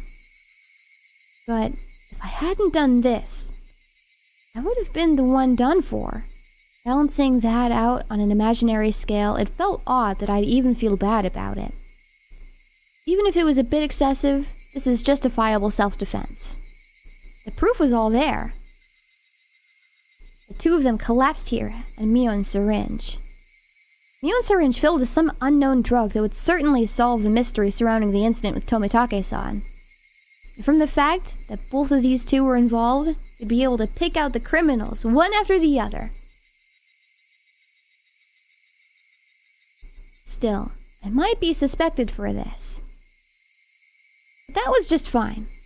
Anyway, now this should be a police affair. This wouldn't fade into the darkness like Rena's past incidents. As long as the police were involved, that should bring the case to a close. I'll probably revisit their investigation on the chain of events, or incidents. Uishi-san would definitely get to the bottom of it. Meaning, my wish, for not wanting to die, or wanting to know the truth, that would be fulfilled in its most basic form. It was all a matter of time now. The Dr. Rena called should be getting here soon. I'll confess everything to him. I need to contact Uishi-san. At that moment, I remembered. Besides a doctor, a manager had been called. It was easy to imagine that they were someone deeply involved with the incidents, judging from Rena and Mion's conversation. The ache in my chest caused by a gruesome deed I'd done dissipated rapidly. It was not over yet. This place was no longer safe. Stay calm, Keiichi Maebara. It's not over yet. I need to live long enough to tell the police of the incident. At that moment, it felt like I heard someone's voice from the outside. Since people are speaking, it must mean there's more than one person. I moved the curtain ever so slightly and peered outside. It was a bizarre sight. About 4 or 5 grown men were all gathered at the gate. They very much resembled the 2 men that had assaulted me from the dam site today. These 2 might have been amongst them. There was one person there wearing a white coat, but he didn't look like a doctor at all. My gut told me he was in disguise, only posing as a doctor. The guy'd probably ring the bell and get me open the front door. Pretend to be a doctor, get me to open the door, then the rest of them would all rush in at once. At that moment, I saw the car parked behind the men, and my heart nearly skipped a beat. The white van! No mistaking it. The van. The one that had tried to run me down. The man in the white coat entered the gate and headed towards the front door. The rest of the men hid in the bushes and watched him. Probably couldn't pretend that I wasn't home. Undoubtedly, they'd just break the window and enter. I need to get out of here somehow. Then, use a public phone to contact Uishi-san. And then, meet up somewhere. First of all, I need a weapon. Then shoes. Before all that, there's one thing that I had to do. I had no intention of dying. I'd live and reveal the truth about the nonsensical curse of Oyashiro-sama.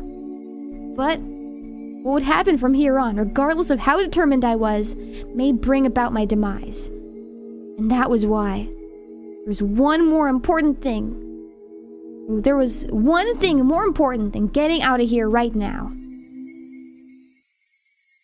I need to get that clock out quickly and take down the note I hid behind it. Dang it. The tape was sticking to it fast. Refine it. If it was torn a little. I opened up the slightly torn note and began writing another passage with a ballpoint pen. If it wasn't able to inform Oishi-san, then the only thing I could rely on was this note. I'd never thought a piece of torn, college-ruled notebook paper could be this reliable before. I had no time. I'd only write what I knew right now. I needed to leave some sort of information that would lead them to uncover the truth. Rena and Mion are conspirators or the perpetrators. This was an undeniable fact. Still didn't want to believe it, but it was a fact. Anyway, I leave all the information that would help lead them to find the perpetrators. There are 4 or 5 adults, maybe more. They have a white van. This was everything I was able to see from the window. There may be more.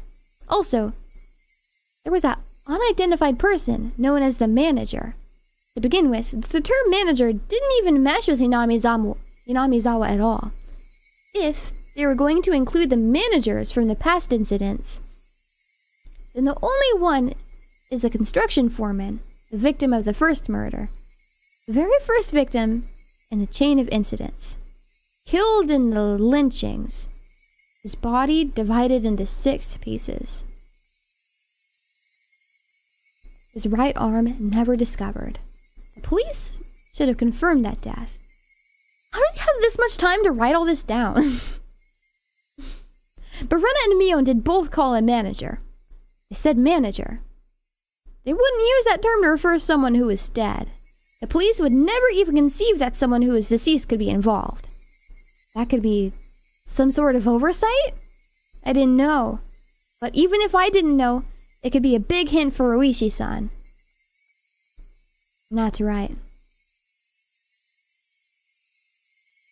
Keiichi's good at note-taking. He paid attention in school, maybe. He's writing faster than he's thinking. He might actually be on drugs right now, maybe. That might have actually happened. They might have succeeded. They need to start fresh from the first incident. It wasn't just a simple dismemberment, but the start of a string of mysterious deaths that would follow. So then, there must be something hidden there. Please reinvestigate the victim from the dismemberment incident. He's alive. His death should have been established after an autopsy. Logically, you would think as much. Was that really the case? Could it have been some sort of ploy that they were able to deceive the police with? I shouldn't jump to conclusions, but he may still be alive. I had no time to ponder that right now. Oh yeah. There's something even more important I need to write. You don't have time! You gotta get out of there! Tomitake-san's death was from an unknown drug. That's right. The drug. It was an irreplaceable piece of evidence. No doubt, just by having this, everything would be uncovered. I thought leaving that vital clue lying by the floor. The syringe is proof. Writing that down, I stuck the syringe onto the back of the clock with plenty of tape. So it absolutely would not slip out and fall onto the floor. Firmly. Firmly. Ding dong. The bell rang. They haven't rung the doorbell yet. They were just standing there, probably watching him through the windows. Like, if you can look through a window, then they can look through the window too. They were probably watching. They were here. I couldn't write anymore. But even still, there was one last thing that I had to write. I have no idea why it's become like this.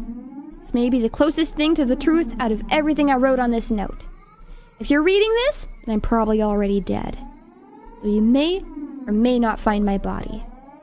I was going to write out everything that could happen. Either dying from the curse, or being demoned away. You, who are reading this, please uncover the truth. That is my only desire. With this, my last will and testament was complete. It wasn't certain that I was going to die, but it was my final plea, just in case. I folded the note, stuck it back under the back of the clock, and returned the clock back to the usual spot. Couldn't help but pray. Oishi-san, if something happens to me, I leave the rest to you. After that, I gazed down slightly at Rena and Mion. This is probably the last time I would ever see each other. Rena, Mion. I really had thought all of us were friends. Why did it end up like this? I never had any fun in my previous school. I only worried about standardized test scores, about if the school I hoped to get into was where I really wanted to go, or a safety net. That was all I talked about. It was a dull life. The people I called friends were also my rivals in studying, in competitions, in personal records, and standardized test scores. Everyone here taught me how unhealthy that lifestyle was. This month really was fun. Making a fuss over lunch, making a fuss over club, making a fuss over the festival. Something hot began dripping down my face. Uncontrollable tears. I should have no obligation to shed tears for them. But they wouldn't stop. Even if they're after my life. Even if they're trying to kill me. Everything that happened this month, I wouldn't forget it. Or it could be. Those happy days. Were all a facade as well? Was it all a trap, meticulously orchestrated up until today to ensnare me? Could it have been that I had just arbitrarily assumed that they were all my friends? That couldn't have been the case. Both Rena and Mion. They really were my friends. Those happy days. There was nothing fake or unclear about them. Someone probably forced them to try to kill me. Or their minds were taken over, possessed by supernatural entity known as Oyashiro-sama. Regardless, both Rena and Mion, they were the best friends ever. And when they were coming after me, it wasn't of their own volition. Wait, they weren't the kind of people to sell off their friends, regardless of whether or not they were forced. There's no way such a thing like being possessed by Oyashiro-sama could happen in reality. Then, did the real Rena and Mion come after me? What was I thinking? What a silly, dumb idea. Having beaten down both Rena and Mion. I was still debating if they were real ones or fakes. There was no real or fake. Only the reality that was before me. Rena and Mion were sprawled out at my feet. That was the only truth. I was only trying to twist the facts to my benefit. That I had beaten my friends to death. No matter how I spun it, I wouldn't change reality. Rena and Mion were both dead. It felt like there was a creak in the dam of the strange emotions I was holding back.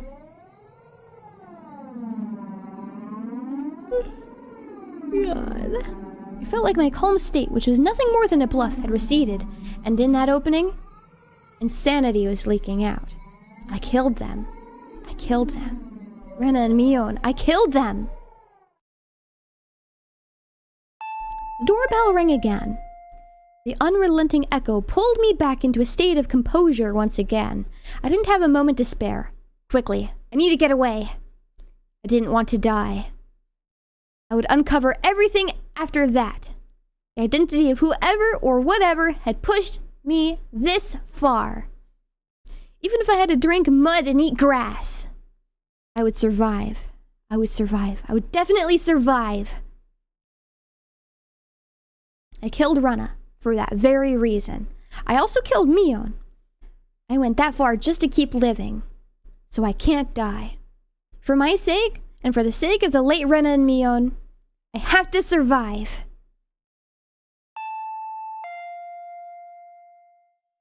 I ran towards the door and grabbed my shoes. The doorbell rang again, as if to urge me on. Behind this single, solitary door, they were there. Keeping quiet, I headed towards the kitchen.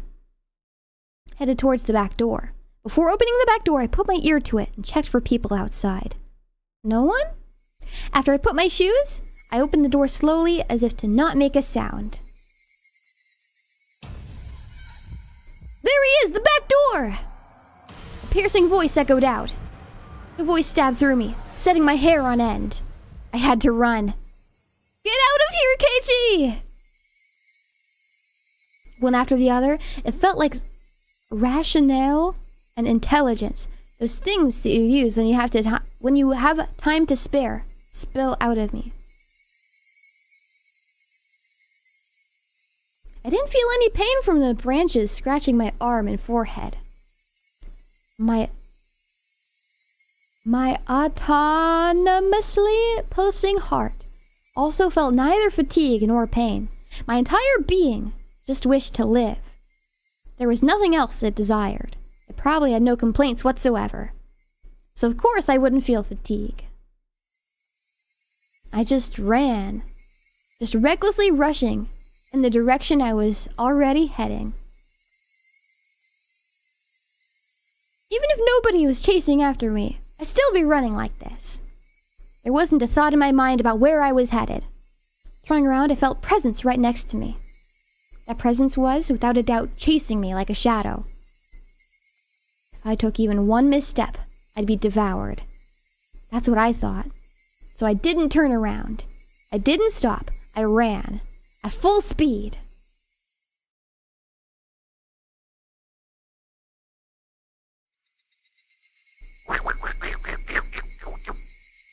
That was the chirping of the Higurashi telling me it was evening. Trying to tell me something, and then I finally heard it. The wailing cry of the victims who didn't make it. Would I be joining them?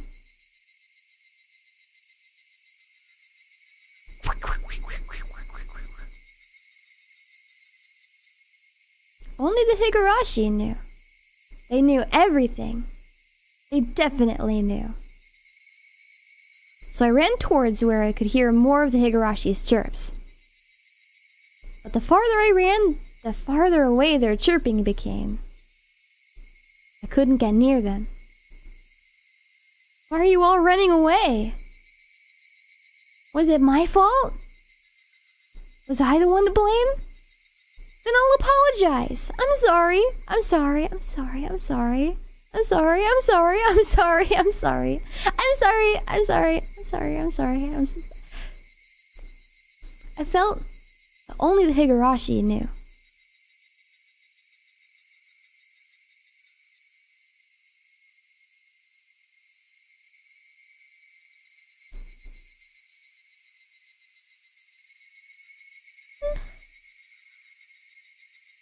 No, not yet. Not end. Not end yet. We stopped for a snack. The smoking room was filled with a cloud of cigarette smoke. I know what he voted for on today's SE poll. The expensive smoke filter gave off some crackling electric noise, but it seemed like it was doing... It didn't seem like it was doing anything at all. Why do smokers have to be shoved so far down this corridor where the sun didn't even reach? I recalled hearing that tax revenue from tobacco was about 1/10 of the municipality revenue.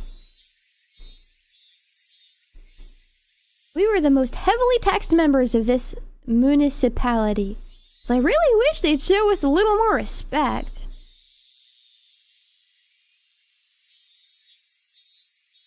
Why would you discard the 5 manzu there? It was just decreasing your options. One of the younger detectives was having a staring contest with a mahjong magazine called Next Turn. You're still in Tenpai if you cut 5 manzu. This is a game about cards? I know this one. If you're betting on Haite, then shouldn't you be going in with the Mangen? Tenpai? That's what I'm saying. Kuma-chan, look at the pond. They all discarded a 5 manzu. It's a safe tile. Oh god, Tenpai. Chat is awake now. We're talking. Oh jeez. Where'd the text go? Okay. You'd hate it if at the end of the game someone was sitting on a Tenpai on the last turn, wouldn't you? I just don't agree. Why would you reduce your own options? By the way, you can't call around with your winning tile in the Haite. This is all gibberish nonsense to me. I have no clue what they are saying. What? Why is that? Just then I heard a voice coming from down the hall. Are you here, Oishi-san? You have a call from a civilian.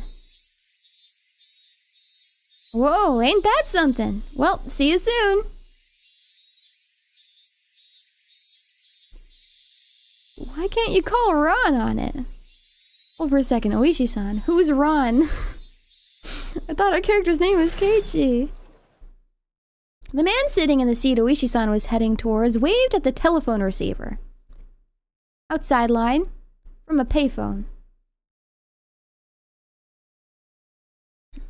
Oh, why thank you. Sorry to keep you waiting. This is Oishi. Who is it? Oishi-san? Hello? If it isn't Mayabara-san, why good evening! From the tone Mayabara-kun's voice, I already knew he was in a predicament. This was the first time Mayabara-kun had phoned me. He was calling from a payphone. Please calm down. Did something happen? Well... Ah! His voice was erratic over the line. He had completely lost his sense of composure. After checking that nobody else could hear, I prompted him in a hushed tone. What happened? Calm down, Mayabara-san. I can have a local officer head to your location. I'll be there soon, too. I think that's... impossible. His voice was quivering and hoarse. He wasn't surrounded by people, even as he was making this call, was he? Mayabara-san, you're calling from a payphone right now, right? Where is that payphone? There's no other sound besides Mayabara-kun's voice. It had to be a phone booth. I scratched out a note and thrust it at my colleague sitting across from me. Hinamizawa phone booth. He understood quickly and hastily started on the internal lines. Calm down, Mayabara-san. What's your current situation? It usually wasn't a good idea to tell someone panicking to do so, but this was not a usual case. Mayabara-kun didn't just get in trouble. Get away. Then call me. He was in the midst of something dangerous right now. But yelling at Mayabara-kun right now would just needlessly cause him to be even more frantic. Mayabara-kun wasn't just calling to seek help. He was trying to tell us something more than that. And whatever that was, if I didn't get it from this call, I was certain there would never be another chance. My colleague pushed a note in front of me.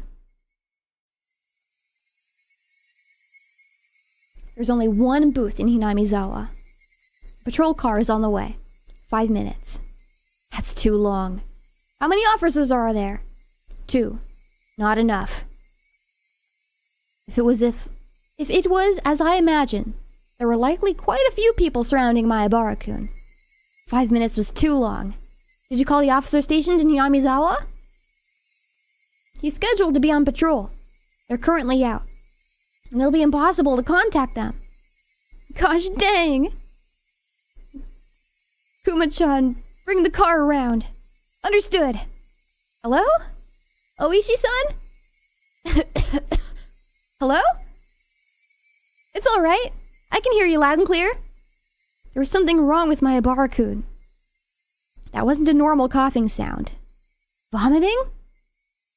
Or was it blood? Had he been attacked? Was he injured? Mayabara-san, the police are on their way. They'll be there in a couple of minutes, so hold on somehow. Hello? Can you hear me? Mayabara-san? I could hear on the other end of the line that he was having a coughing fit. The worst possible situation popped into my head. Mayabara-san! Who's the culprit? How many are there? I thought that the first culprit was human. I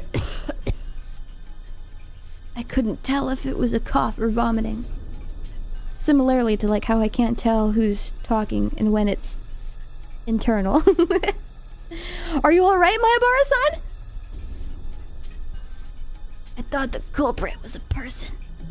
and not Oyashiro-sama's curse. Up until right now. But I guess in the end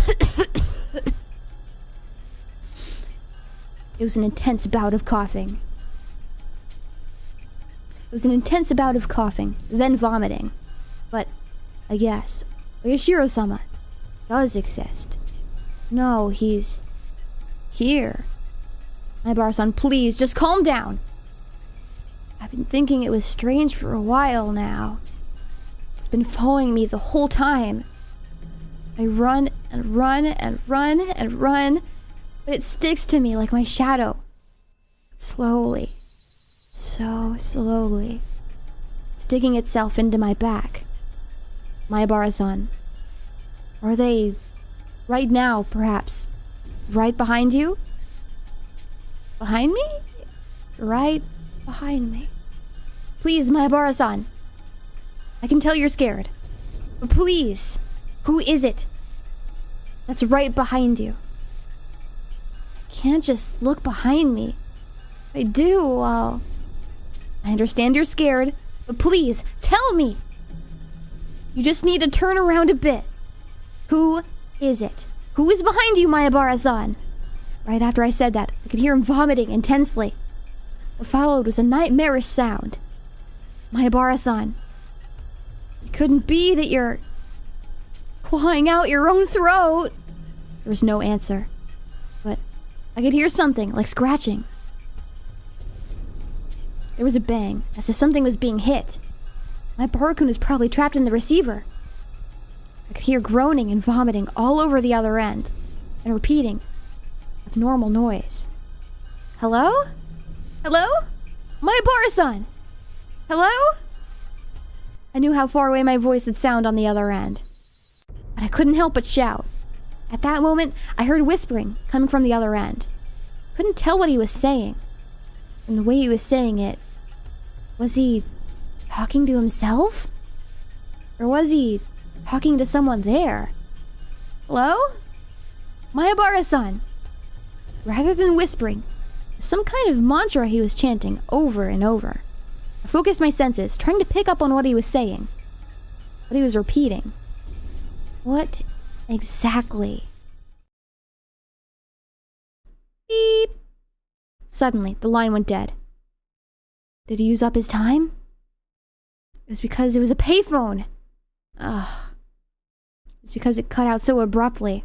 The last thing he said came out so clearly in my mind. Oishi-san, the car is good to go. Oishi-san? It was... I'm sorry. Oishi-san? That was the word he was repeating over and over. He said, I'm sorry. I had a gut feeling. There was no longer a need to hurry. I could hear the chirp of the Higurashi spilling in from the open window. Week, week, week, week, week, week, week, week. I could hear... I made up all those words, sorry. He did hear, though. That was true. I should have been able to hear them this entire time. I just wasn't paying any attention. Why did I focus on them all of a sudden? Week, week, week, week, week, week, week, week. Were they trying to tell me something? Only the Higurashi knew. That's how I felt.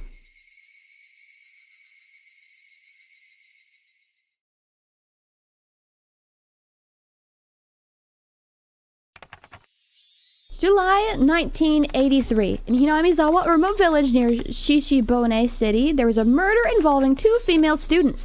The suspect is Keiichi Maibara, age 1 times. The suspect called over his 2 female classmates, Ren Ryugu, Miyu, and Sonozaki, to his house and beat them to death with a metal bat.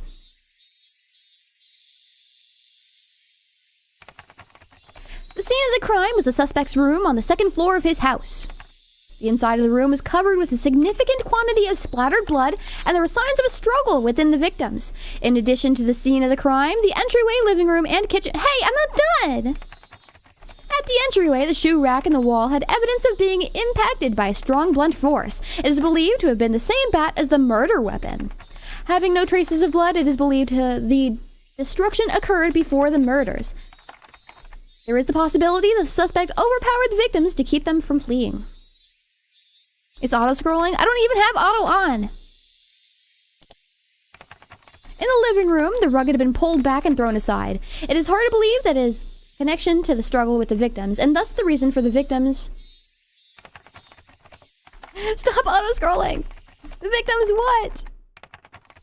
The reason for this remains unknown. In the kitchen, the garbage bag was torn apart and the contents were spread out on the floor.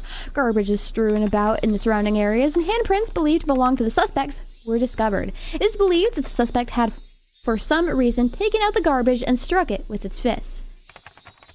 The reason for this remains unknown. In addition, there is a note stuck to the fridge. The words, "Was there a needle?" were written on it. The meaning behind this remains unclear. Just in case, the garbage bag was searched, but a needle was not discovered. Though the garage door was functional, it had been left open ever since the suspect moved in. The garage door was found closed. The suspect's fingerprints were discovered on the garage door. The reason behind this remains unknown. The suspect fled the scene of the crime. However, a patrolling officer, Hinamizawa local PD, found the suspect collapsed inside a phone booth.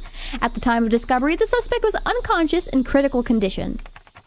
He was rushed to the local hospital for treatment, but did not regain consciousness and died 24 hours later. The result of the autopsy indicate the immediate cause of death to have been hypovolemic shock.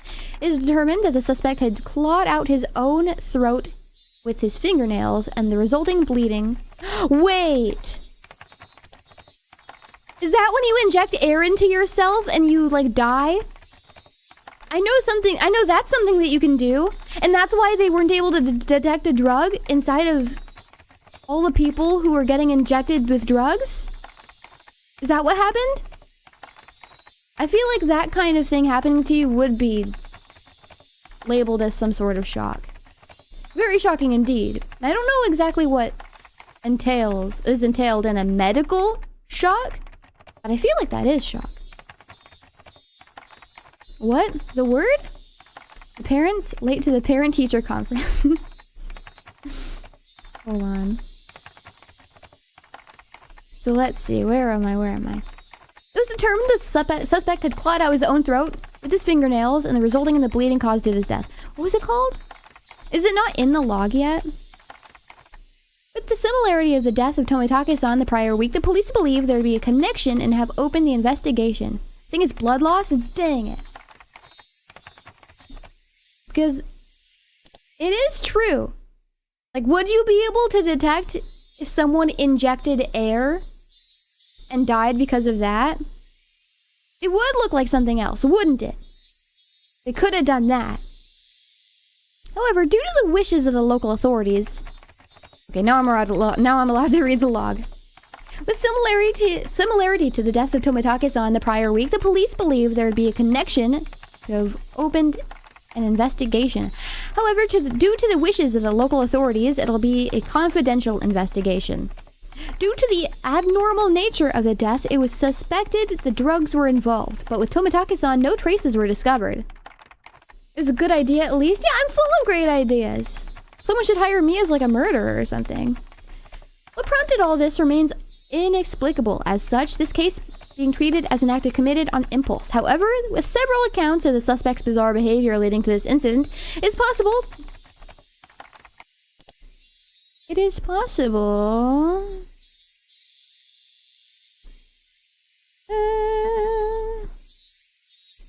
that this was premeditated. Separated from his group of friends, isolation, inexplicable behavior, several days before the incident, the suspect began carrying around a metal bat. The suspect was observed displaying aggressive behavior, as well as talking to himself at school. His classmates have actually heard... Please stop. I've actually heard portions of what he was saying. 2 days before the incident, the suspect declared to his parents the possibility of his death. Due to these circumstances, the police have begun an investigation on the possibility that this crime was not committed on impulse, but was instead planned...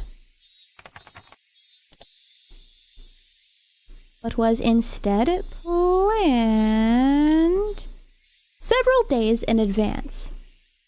Afterwards, a note was found in the suspect's room that he had written himself. The note was written on the first sheet from a B5 college-ruled notebook that had been torn in half. As if trying to conceal it, was stuck behind a clock on the wall. The contents were written.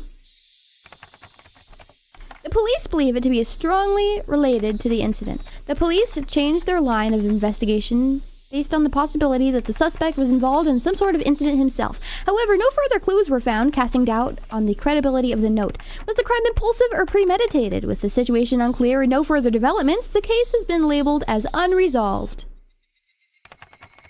However, the following year, suspicion rose regarding the nature of the note. The note was not written on two halves of B5 paper from two separate sheets. It was originally a single sheet of B5 paper. In order to erase several lines from the middle, someone had torn them out.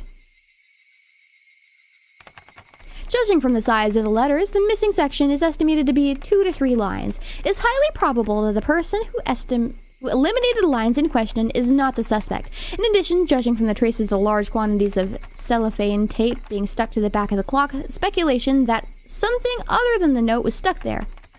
Come on, man. Has arisen. The person who first discovered the crime was a detective rumored to have connection with the incident, Oishi. He underwent voluntary questioning and denies involvement in the damage to the note. The suspect's note.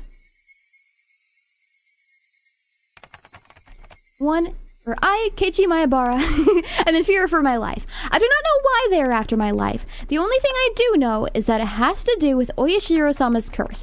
Rena and Mion are conspirators of the perpetrator. There are 4 or 5 adults, maybe more. They have a white van. This is all of the first sheet. Everything below this has been ripped off.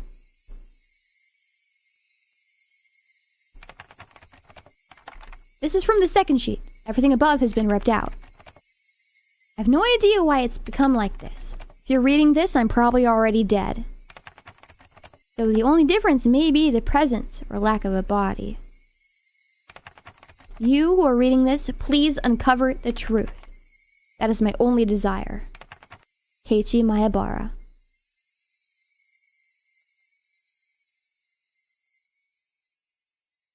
I've regained control of the game again?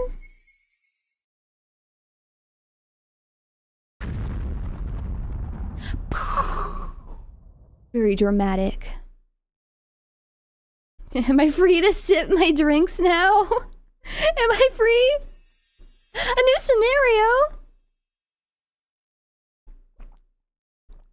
I'll cast a review session. Is it long? How do I find it? Extra? It's gonna be long. Not today, not today, not today. I'm tired. It's like an hour past my bedtime. I want to go to bed. I mean, it's not an hour past my bedtime. My bedtime's in 1 minute exactly. It's 8:59 right now. I'm free! See, that was insane. Extra scene? Extra scene? Not today.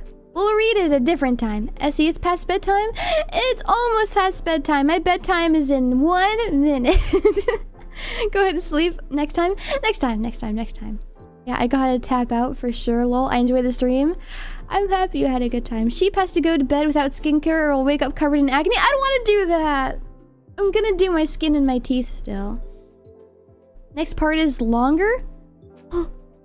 It never ends. We're in the same place in Higurashi now. I'm going to leave my playthrough to you, lol. Alright. We're in the same spot.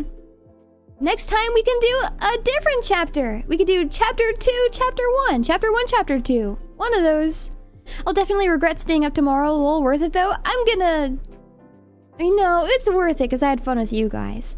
I am gonna head to bed now soon though. Thank you for the company. Thank you for being here. I'm sorry I don't know how to read and I can't pronounce any of my words right. Remember when the Higurashi cry? Mind when they cry. This sounds like one of them riddles that you're into along. You're finally done with chapter 1? Yeah, chapter 1 is over! Thanks for the stream, Essie. Love you, Mwah. Thank you, KG, for being here. Mwah. All right, I'm gonna see you guys soon. Pat the sheep. Pat you. No, it's not. It sounds like it is. I'm gonna go now. Thank you again for the stream. Thank you for the company. Thank you for the support. This was so cozy, even being Higurashi. Thank you. No problem. No problem. Thank you so much for being here. I'm happy you were able to enjoy it at least a little. We don't mind. You keep getting better? No, I don't. I keep getting worse. I think I need to quit my job in December. And we need to do a Higurashi marathon. We do nothing but read this game and this story. We just get through it during like the seasons where I don't have allergies. I think that should be the plan. I quit my job in December. Good night, Essie. Good night. Thank you for the company. Thank you for the support. I'm gonna see you not tomorrow. Tomorrow is day off. I'm gonna see you on Friday for Master Duel. We're gonna play ranked. We'll see how that turns out. It's nearing the end of the month, so I'm not sure. Sounds risky, boss? I don't know. It might be worth it. I don't know. I think I might like it. I think it's a good idea. Been doing every stream. I've caught so much. Super glad I found you. I was super glad that you found me too. We found each other. We're together. Now we can hang out all the time. Almost finished my Fluffle deck. Just need 60 wars. Oh, that's not bad. Good luck. I love Fluffle. Okay, I need to actually leave. I'm glad you're finally playing Mikanko. You are making stuff up. You're lying. There's a dual trial too. Oh, is it the 1 minute ones? I might. I need to actually go now though. Thank you again. Thank you. I'm gonna miss you. I will see you on Friday. If I don't see you on Friday, I better see you soon after. And you better take care of yourself until then. I'll miss you. And I love you. And thank you again. And good night. And I'll miss you. Mwah. Bye.